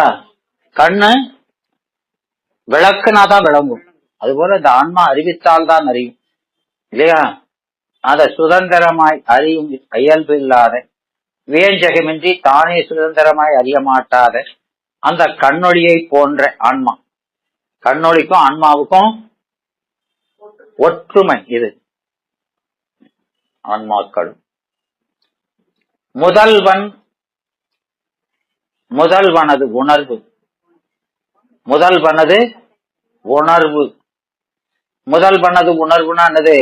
அறிவு, ஞானம். முதல்வனது அறிவு, ஞானம். அது தம்மோடு, தம்மோடுன்னா என்ன? ஆன்மா அறிவோடு. தம்மோடுங்கிறது ஆன்மா அறிவோடு விரவி நின்று. விரவினா ஏமா விரவினா கலந்து பரவி விரவி அப்படின்னா சயோகம்னு அர்த்தம். விரவினானது பிரிக்கக்கூடிய சம்பந்தம். விளங்குதா? என்ன பிரிக்கக்கூடியது? ஆமாம், பொருளால பிரிக்க மாட்ட முடியாதனால இலக்கணத்தால ரெண்டும் பிரிஞ்சுதான் நிற்கும். இங்க பிரியாம எதுக்கு? பொருளுக்கு சொல்லிடக்கூடாது. விளங்குதா? இங்க பொருள் இறைவனும் நாமும் பொருளால பிரிய முடியாது. விளங்குதாடா? ஆனா எதனால? இலக்கணத்தால. அவன் இலக்கணத்தை, அவன் லட்சணமே வேற, நாம அவலட்சணம் தான். அவலட்சணமா ஆக முடியாது. அவனுடைய இலக்கணம் அவனுக்கு மட்டுமே உள்ளது. அதான் ஒருவன் என்னும் ஒருவன். அந்த பொருள் ஒரே ஒண்ணுதான். இதே மாதிரி இன்னொன்னு பேசப்படாது. இது ஒண்ணுதான். விளங்குதா? கேப்ப மாதிரியா கடையில போய் இதே மாதிரி இன்னொன்னு கொடுங்கன்னு இங்க கேட்க முடியாது. ஒரே பொண்ணுதான், மாதிரியே இல்ல. விளங்குதா? அதான் ஒருவன் என்னும் ஒருவன், ஒப்பற்ற ஒருவன் இல்லையா? அதனால இங்க அவன் தம்மோடு விரவி நின்று, அதனால விரவி இல்லையா? அப்படி விரவி நின்று காட்டும் உபகாரம் செய்வதோடு, அவன் அறிவு நம்ம அறிவுல கலக்கிறதுனால நம்ம அறிவு என்ன ஆயிடுது? கொஞ்சம் வெளிச்சம் ஆயிடுது. என்ன ஆயிடுது? வெளிச்சமாகுமா இல்லையா? ஆயிடுது. அது காட்டு உபகாரம். அந்த காட்டு உபகாரம் செய்வதோடு தம்மோடு கூட சென்று, தம்மோடுன்னா அறிவு விளங்கிய ஆன்மாக்களோடு, சுத்தான்மாக்களோடு, அந்த சுத்தான்மா அறிவோடு கூட சென்று விடயத்தையும் விரவி நிற்றால்.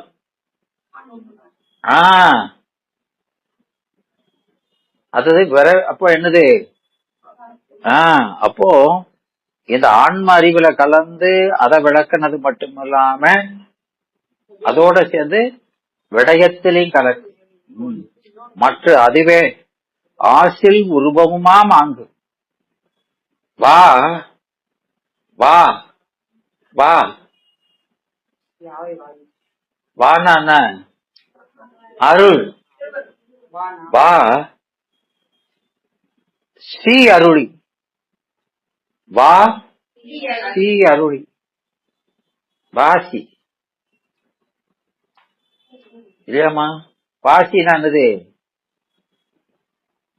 வாசி வாசி என்று பாட்டு இருக்காதியா? வாசி வாசி நானா வாசி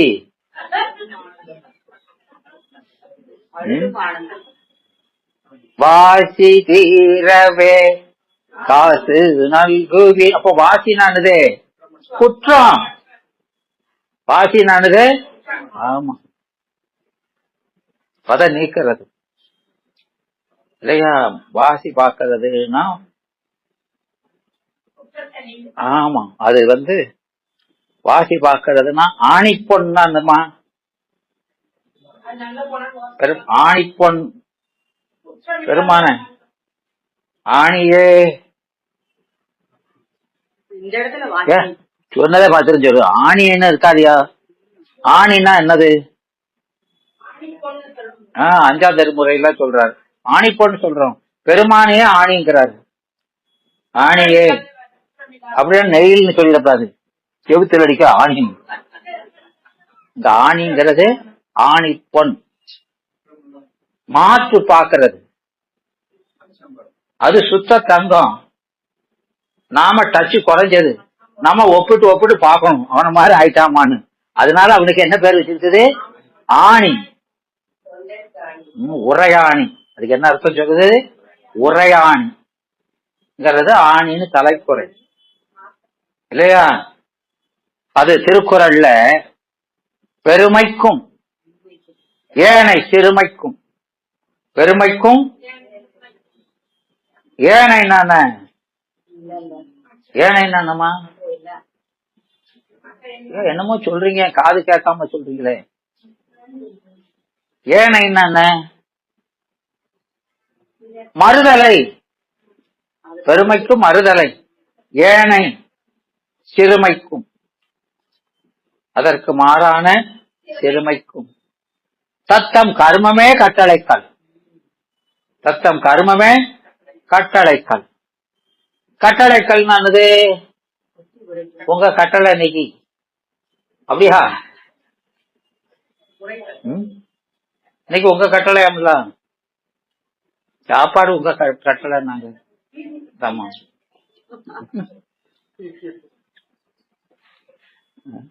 தம்மா தான் சொன்னாங்க அறிவிப்பாளர்.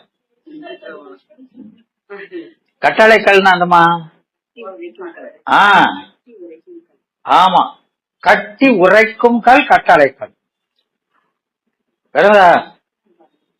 இதனுடைய தன்மை இவ்வளவுன்னு அளந்து உரைக்கிறது. கட்டினான போட்டு கோடு போட்டு காட்டுறது. கட்டி உரைக்கின்ற கல்லுக்கு பேர் என்ன பேரு? கட்டளைக்கல். என்னம்மா? தொண்டருக்கு ஆணிங்கிறாரா?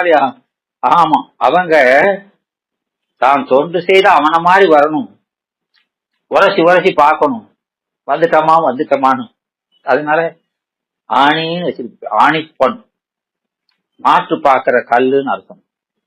அவன்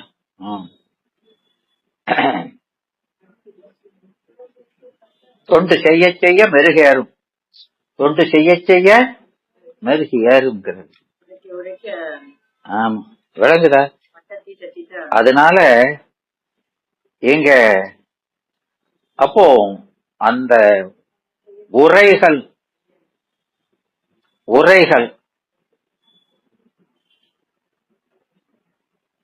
அப்போ இங்க அந்த ஆன்மா அறிவு விளங்கி அந்த விடயத்தை அறியும் இயல்பினவன்றி தனித்து அமையவும் மாட்டான். அப்ப இந்த ஆன்மாக்களோட என்ன செய்யணும்? அவன் கலந்து அறிவை விளக்கணும். ஆன்மாக்களோடு கலந்து அறிவை விளக்கணும். விளக்கிட்டு விடயத்தை விளக்கணும். விடயத்தை அத விளக்குனா போதுமா? இந்த கண்ணு, அது போல இந்த ஆன்மா, அதை அறியுமாறு இந்த ஆன்மாவை செலுத்தணும் அந்த விடயத்துல. அப்ப செலுத்தும் போது அந்த ஆன்மா அறிவோடு அந்த அறிவை விளக்குற அவனும் கூடயே போகணும். அவனும் செலுத்துற அறிவும் செல்கிற அறிவும் உடனாய் நிக்கணும். நுகருமா நுகரே, பணியுமா பணியே, உரையுமா உரையே, அப்படியெல்லாம் வருதா இல்லையா? அதெல்லாம் அதுதான். நாம ஒண்ணு செய்யணும்னா என்ன செய்யணும்? அவன் ஆமா அவன் கூட இருந்து செய்யணும். நாம தனியா ஒன்னே அசைச்சுக்கிட மாட்டோம். விளங்குதா? என்னமா ஓமா புரியல? சிவஞானந்தாஸ்து. சரி, விளங்குதா? அப்போ இந்த வியஞ்சகமின்றி சுதந்திரமாய் அறியமாட்டாத அந்த கண்ணொளி போல, அப்போ கண்ணுக்கு ஒளி விளங்கினாலும் இது ரொம்ப நுட்பமான ஒரு செய்திமா. இங்க லேசா அப்படி பாக்குறீங்க, இது அது இல்ல. இதுல என்ன இருக்குது அப்படின்னா, நாம வினா வெண்பா முதப்பாட்டு என்னதுமா? என்னமா என்னமா சொன்ன பிறகு கேட்டா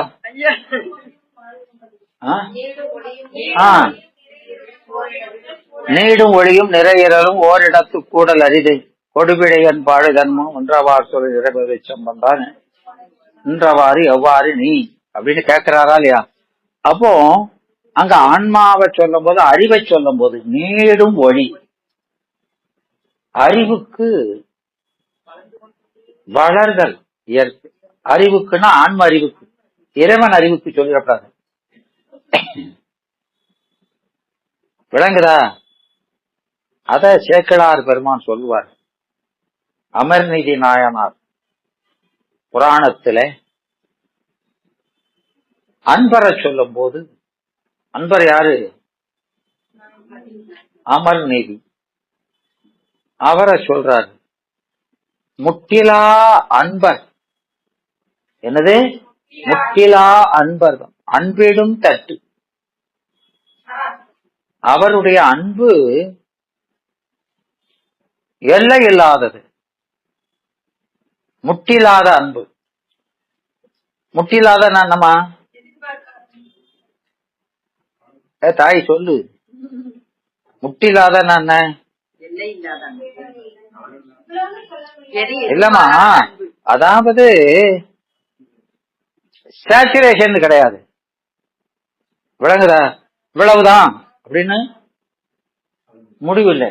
அப்போ அப்போ அன்பு கூடிக்கிட்டே போகுதுன்னா அறிவு கூடிக்கிட்டே போகுதுன்னு அர்த்தம் இல்லையா? எத்திரம் ஞானம் உள்ளது அத்திரம் தான் இச்சை. அப்போ நம்ம அறிவு என்ன செய்யுது?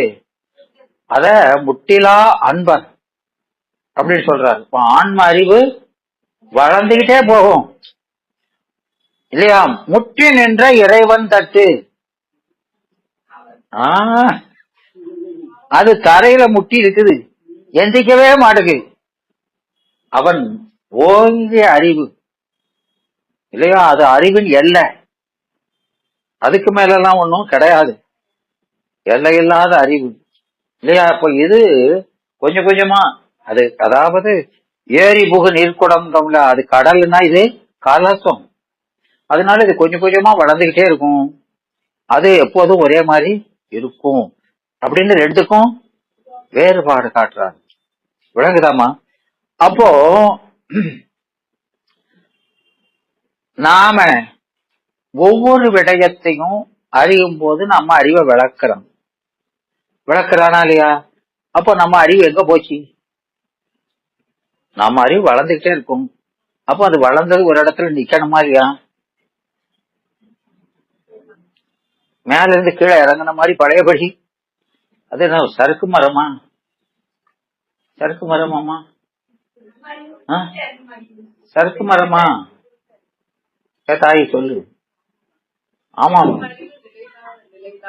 ஏறுவான் போவான் வருவான் போவான்னா அறிவு. அறிவுங்கிறது அது இறப்பில் தவமுகம். ஏன்னா அந்த அறிவு வளர்ந்ததுதான். நான் சொல்லி கொடுத்ததெல்லாம் கக்கல, இன்னும் கக்க முடியுமா? முடியாது. சாப்பிட்டத கக்க சொன்னா கக்கிடலாம். படிச்சத அது அறிவுல போனதுதான். அறிவு நித்தம். அதனால இது அடைந்த பயன் நித்தம்னு சொல்றோம். ஆனா இங்க போது இப்படி சொல்றமே அப்படின்னு சந்தேகம் வரணுமா வேண்டாமா? வரணும். வரதா உங்களுக்கு?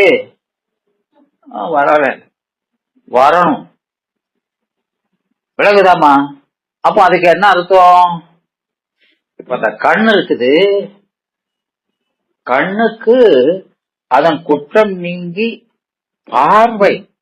பார்வையில ஒரு தீட்சண்யம், கூர்மை ஏற்படுவதுதான் வளர்ச்சி. எந்த கூர்மை இருந்தாலும் லைட் இல்லாம பார்க்காது, அதான் விளக்குதல். விளங்குதா? அப்போ நீங்க எந்த உருவத்தை காணணுமோ அது அளவுக்கு விளக்கு வெளியும். பிராச்சீன பெரிய ஒளியில, ரொம்ப வெளியில எந்த பொருளையும் பார்க்க முடியாது. எந்த பொருளை எந்த ஒளியில பார்க்கணுமோ அந்த ஒளியில தான் பார்க்கணும். அப்போ உங்களுக்கு இந்த விடயத்தை அறியணும்னா எவ்வளவு அறிவு விளக்கணுமோ அதை விளக்குறதா அந்த விளக்கு. எவ்வளவு அழகா சொல்றாரு பாருங்க. விளக்குதாமா? அதனால அப்போ அவன் விளக்கினால் விளங்கிக் கொள்கிற அந்த தகுதி நல்ல கண்ணுக்கு அதிகமா இருக்கும், மற்ற கண்ணுக்கு குறைவா இருக்கும். விளக்குதாமா? அது வேற இது வேற. விளக்குதாமா? அப்போ இறைவன் நமக்கு ஒரு விடயத்தை விளக்கும் போது கூட அதுக்கு எவ்வளவு அறிவு வேணுமோ அவ்வளவுதான் விளக்குறாரு. அதுக்கு மேல அதிகமா போடக்கூடாது. அது இடைஞ்சல். அது முற்றறிவுடைய அவனுக்கு தான் அந்த எல்லை இல்லாத அறிவை பயன்படுத்த முடியும்.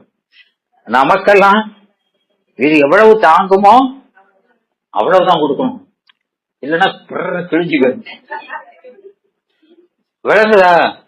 அப்படி கொண்டு போறாமா நம்ம அறிவை. இவன் எப்படி எவ்வளவு இதை அறியணும்னா இவ்வளவு போதும் அப்படின்னு பார்த்து கொண்டு போறான். அப்போ ஒரு இதா அறிவிச்சான்னா முக்கியில, அதுக்கப்புறம் அவன் அறிவிக்கிறத அதை விட கொஞ்சம் கூடுத கர்மையை சொல்றது. அப்போ அதுக்கு தகுந்தாப்புல அறிவு. இப்படி அறிவையும் வளர்த்து அனுபவத்தையும் வளர்த்து இந்த இன்பத்தையும் வளர்த்து அப்படியே கொண்டு போறோம். அதனால நம்ம அறிவு என்ன சார் போயிருமா, அது நித்தம் முக்கியோ போயிருங்கியோ அப்படின்னு குழம்ப கூடாது. விளக்குதாமா? இதை நல்ல புரிஞ்சு விடணும்.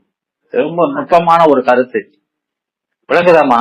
அது இந்த கண்ணு வச்சு பாத்துக்கணும் அதை. விளக்குதாமா?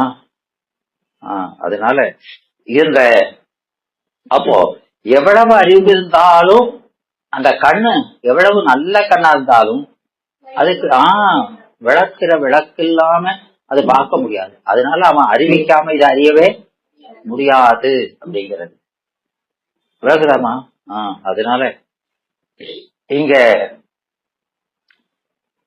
தம்மோடு கூட சென்று விடயத்திலும் விரைவி நின்றார். அப்போ விடயத்துல விரைவி நிற்கிறது காணும் உபகாரம்.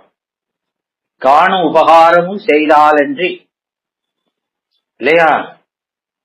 எப்போ அந்த ஆன்மாக்களும் முதல்வனது உணர்வுங்கிறது அறிவு. தம்மோடு அப்படின்னா தம் அறிவோடு விரைவி நின்று அப்படி விரைவி நிற்கிறது காட்டு உபகாரம். அப்ப கண்ணுல சூரிய ஒளி கலந்தா கண் காணுகின்ற தகுதியை பெறுது. காணுகின்ற இப்போ உங்களுக்கு இப்போ பெத்த நிலைய சொல்றோம் இல்லையா? இப்ப நீங்க இந்த பாடத்தை தானே கேட்கும் அப்படின்னு நினைச்சுக்கிறேன். இந்த பாடத்தை கேட்கறீங்கன்னா இந்த பாடத்தை நீங்க எவ்வளவு நேரம் எவ்வளவு பெர்சன்டேஜ் கேட்கணும்னு எல்லாமே நியதியில இருக்கும் இல்லையாமா? இப்ப அதுக்கு உங்களுடைய கலை, வித்தை, அராகம் இந்த மூணும் உங்க நியதி பிரகாரம் விளக்குறது உங்க அறிவு. அதான் காட்டு உபகாரம். அது காட்டு உபகாரம். அப்புறம் அத முதல்ல உங்ககிட்ட விளக்கிக்கிட்டு அதுக்கப்புறம் இந்த பாடத்துல செலுத்துறது. விளங்குதா? உங்க அறிவை விளக்குறது அது இது. அப்ப இந்த நீங்க இத விளங்கி நீங்க புரணா நின்றுகிட்டு அதுக்கப்புறம் உங்க கண்ணகு எதையோ செலுத்துறீங்களா? காதை செலுத்தி இந்த விடயத்தை கேட்குறீங்க. அப்படி காதை செலுத்தி செய்து உங்களை கேட்க செய்யறது காணு உபகாரம். விளங்குதாடா? இப்ப ரெண்டு செய்தானா இல்லையா? அந்த விடயத்துல செலுத்துறது காணு உபகாரம். முதல்ல உங்களுக்கு அதாவது உங்க அறிவை முதல்ல விடயத்தை அறிவதற்கு தகுதிப்படுத்துதல். விளங்குதா? பொதுமையில் விளக்கி நிற்கிறது அது காட்டு உபகாரம். விளங்குதாமா? ஆமா. அப்போ நீங்க இப்போ பொட்டன்ஷியலா இருக்கிறதும்பாங்க உங்க. ஆமா, கனெக்டிக் ஆகாம பொட்டன்ஷியலா இருக்கு. அதை கனெக்டிக் ஆக்குறது தான் காணு உபகாரம், விடயத்துல செலுத்துறது. விளங்குதா? இப்ப நீங்க பிஓ எம்ஏஓ படிக்கிறீங்க, அது பேசிக் நாலேஜ், அது காட்டு உபகாரம். அதை இன்னொன்னு அப்ளை பண்றீங்க பாருங்க, அது காணு உபகாரம். அப்படி விளங்குதா? அதனால இங்க இந்த ஆன்மாவுக்கு அறிவோடு விரைவு நின்று காட்டு உபகாரம் செய்வதோடு ஆன்ம அறிவுல விளங்குனால ஆன்மாவுக்கு காணுகின்ற தகுதி பெற்று நிற்குது. விளங்குதா? அப்புறம் தம்மோடு கூட என்ன, இந்த ஆன்மாவோடு விரதலோடு மட்டுமின்றி கூட சென்று விடயத்தும் விரைவு நிற்றார் இல்லையா? அதனால பார்க்கக்கூடிய விடயம் அது எது? சிவம். உச்சியில சிவம். அருள் என்ன செய்யுது? உங்க அறிவுல கலந்து சிவஞானத்தை விளக்குது. விளக்கி முடிச்சதுக்கு அப்புறம் உங்க கூட சென்று என்ன செய்யுது? சிவத்தையும் விளக்கி அதை காணுமாறு செய்து கூடையும் நிற்கிது. விளக்குதா? புரியுதாமா? அதனால அப்படி விரைவு நிற்கிறது காண உபகாரம். இந்த ரெண்டு உபகாரமும் செய்யணும். இது செய்தாலன்றி ஆன்மா அறிவு விளங்கி அந்த அறிவு விளங்கிங்கிறது காட்டு உபகாரம். விளங்கி அந்த விடயத்தை அறியும் இயல்பினவன்றி இல்லையா? அப்போ அறிவு விளங்கி விடயத்தையும் விளங்குவனன்றி அனுபவத்தையும் பெறுவனன்றி தனித்து இந்த இறைவனுடைய உபகாரமின்றி தனித்து அமையவும் மாட்டான். அவனா அறியவும் மாட்டான். அவன் அறிவு விளக்காம தானே அறியவும் செய்யாது, அறியவும் மாட்டான். தனித்து ஒன்று சுதந்திரமாக ஒரு விடயத்தையும் விடயிக்கவும் மாட்டான், அனுபவிக்கவும் மாட்டாது இல்லையா? ஆகலாம் என்ன? அறிவும் அனுபவ விளக்கமும் சுதந்திரமாக விளங்காது ஆகலாம். விளங்குதா? அறிவோ அனுபவமோ சுதந்திரமாக விளங்காது ஆகலான் அறிவு விளங்குதற்கன் மாத்திரையை அன்றி நீ சொன்னது போல. என்னது? நீ சொன்னது போலன்னா யார் சொன்னது போல? அபிகாரி, ஈஸ்வர அபிகாரி சொன்னது போல நீ காட்டு உபகாரம் மட்டும் செஞ்சா போதும், காணு உபகாரம் செஞ்சாம என்னத்துக்காவாங்க இல்லையா? அப்படி செய்யலைன்னா நாம அறியவே முடியாது. அவனையும் அறிய வேண்டிய பொருளையும் நம்ம செலுத்தி காட்டாம நாம மட்டும் சுதந்திரமா அதை செய்யவே முடியாது அப்படின்னு சொல்ற இல்லையா? அப்போ இவங்க சொல்றதே அதுதான். இந்த அவிகாரவாதி சொல்றதுலே என்ன தப்பு இருக்குது? சுதந்திரமுடைய இறைவனுக்கு சுதந்திரமின்மையும், சுதந்திரமே இல்லாத ஆன்மாவுக்கு சுதந்திரமும் கற்பிக்காங்க. அது பேசிக்கா தப்பு வரும். பேசிக்கா இவன் நிழல் எங்க இருக்குது? முதல்ல சுடுதுங்கிறதே இவன் தானா அறிய மாட்டான். சூடு சொரணலாம், அவன் சுட வச்சா சுடும். இவனா சுடுதுன்னு உணர்த்தினாதானே உணர்வான். விளங்குற? சரி, சூடு உணர்ந்துருச்சு, அதுக்கு மருந்து இந்த நிழல், அதையும் அவன் உணர்த்தினாதான் உணர்வான். எதுவுமே தானா உணரு. இவதான் இறைவன் மேல ரொம்ப பற்று இருக்கிற மாதிரி அவங்க பேசுறாங்க. இத்தனை பேருக்கு செஞ்சா அவன் என்னத்துக்கு ஆவான்னு அவன் மேல இறக்கப்படுற மாதிரி பெரிய பக்தர்கள் மாதிரி பேசுறாங்க. விளங்குதாமா? ஆனா அவங்க என்ன செய்யறாங்க? பக்தர் மாதிரி செஞ்சுட்டாலும் சொன்னாலும் அவன் இல்லாம தனக்கு பெருமை சேர்க்காங்க.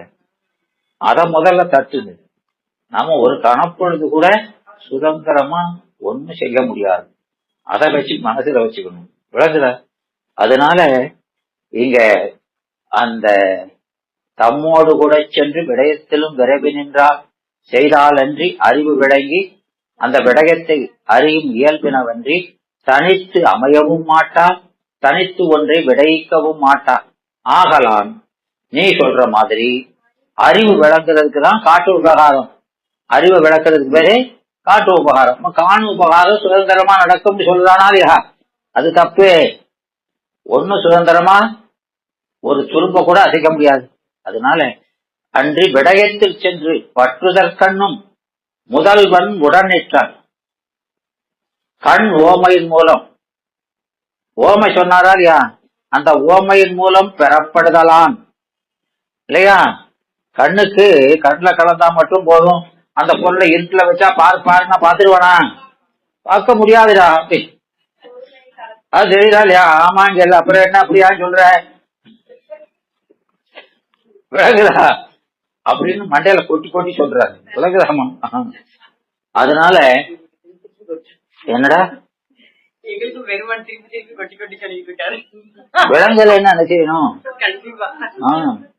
அதனால இங்க அறிவு விளங்குதன் மாத்திரைக்கு அன்றி விடயத்தில் கண்டு பற்றுதற்கண்ணும் முதல்வன் உடனிட்டான்.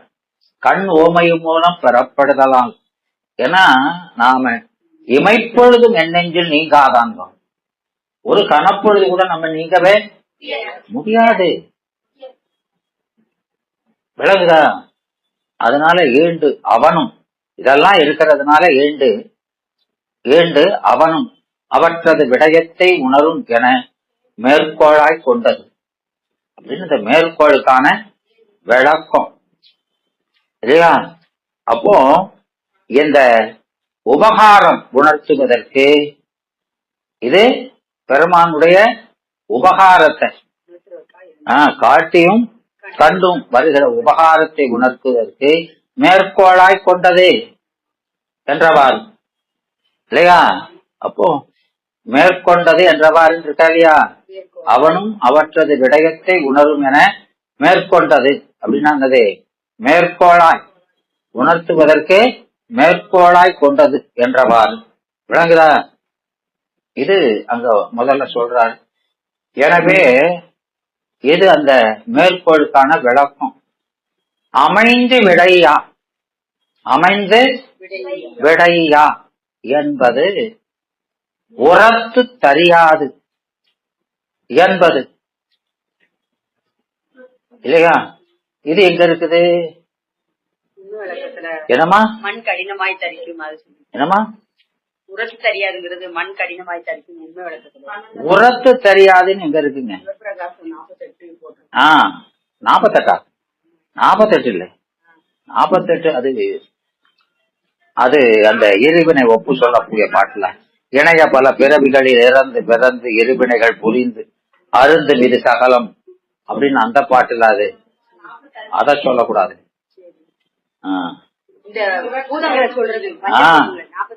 ஆமா. அதனால இங்க அந்த பஞ்சபூதங்களை சொல்லும் போது ஆமா அவர் சொல்றார். அதனால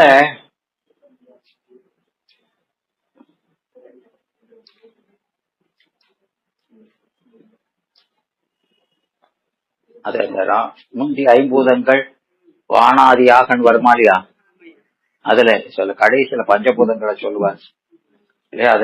அது அப்படி தோற்ற முறையில கடைசியில முடியும். அதுல உரத்து தரிக்கும் மிகு தரணிதானே அப்படின்னு சொல்றாரா இல்லையா? ஆமா, தரிக்கும் முந்து தரணிதானே அப்படின்னு சொல்லுவாரு. அதனால அங்க இந்த 45வது பாட்டுல இருக்கிறதுதான் உரத்து தரிக்கும் அப்படிங்கிறது. அது உண்மை தொகை. அது என்னது? உரத்தலும் தரித்தலும் அப்படின்னு சொல்லணும். அதான் அங்க முக்கியம். இத உவமையா சொன்னது எதுக்காக? உரத்து தரிக்கும் சொன்னது எதுக்காக? உண்மை தொகைங்கிறத சொல்றதுக்காக. உரத்தலும் இல்லை, தரித்தலும் இல்லை, குணமும் தொழிலும் விளங்குதல் இல்லை. உரத்தல்ங்கிறது குணம், தாங்குதல்ங்கிறது தொழில். குணம் விளங்கலைன்னா தொழிலும் நடக்காது. அதனால அது உரத்தலும் இல்லை, தரித்தலும் இல்லை அப்படின்னு அந்த உண்மை தொகை சொல்றது மாதிரி இங்க அறியவும் முடியாது, அனுபவிக்கவும் முடியாது அப்படி வைக்கணுங்கிறத உரத்து தெரியாது என்றார் போல அப்படிங்கிறார். விளங்குதா? ஆமா.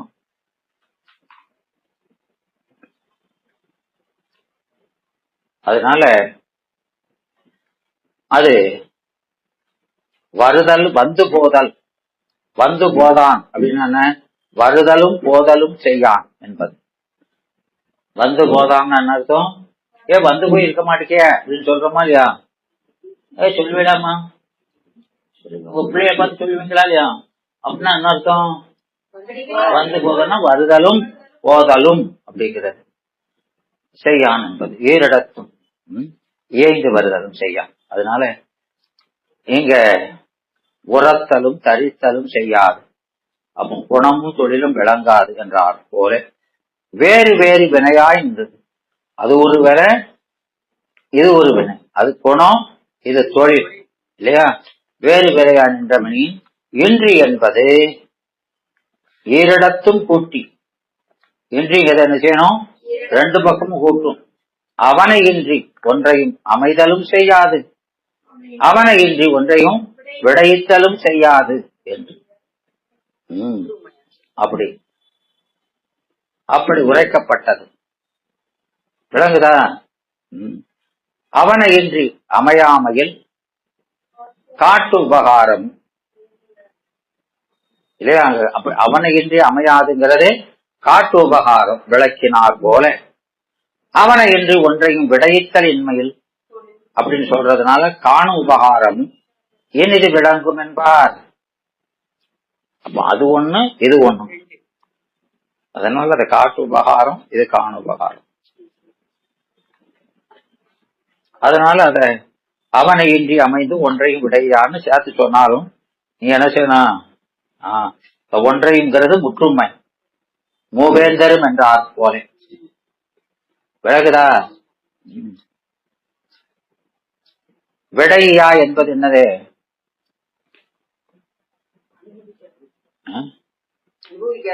விடையா என்றது பேரடியில் பிறந்த எதிர்மறை வினை அப்படிங்கிறார். அப்படின்னா என்ன?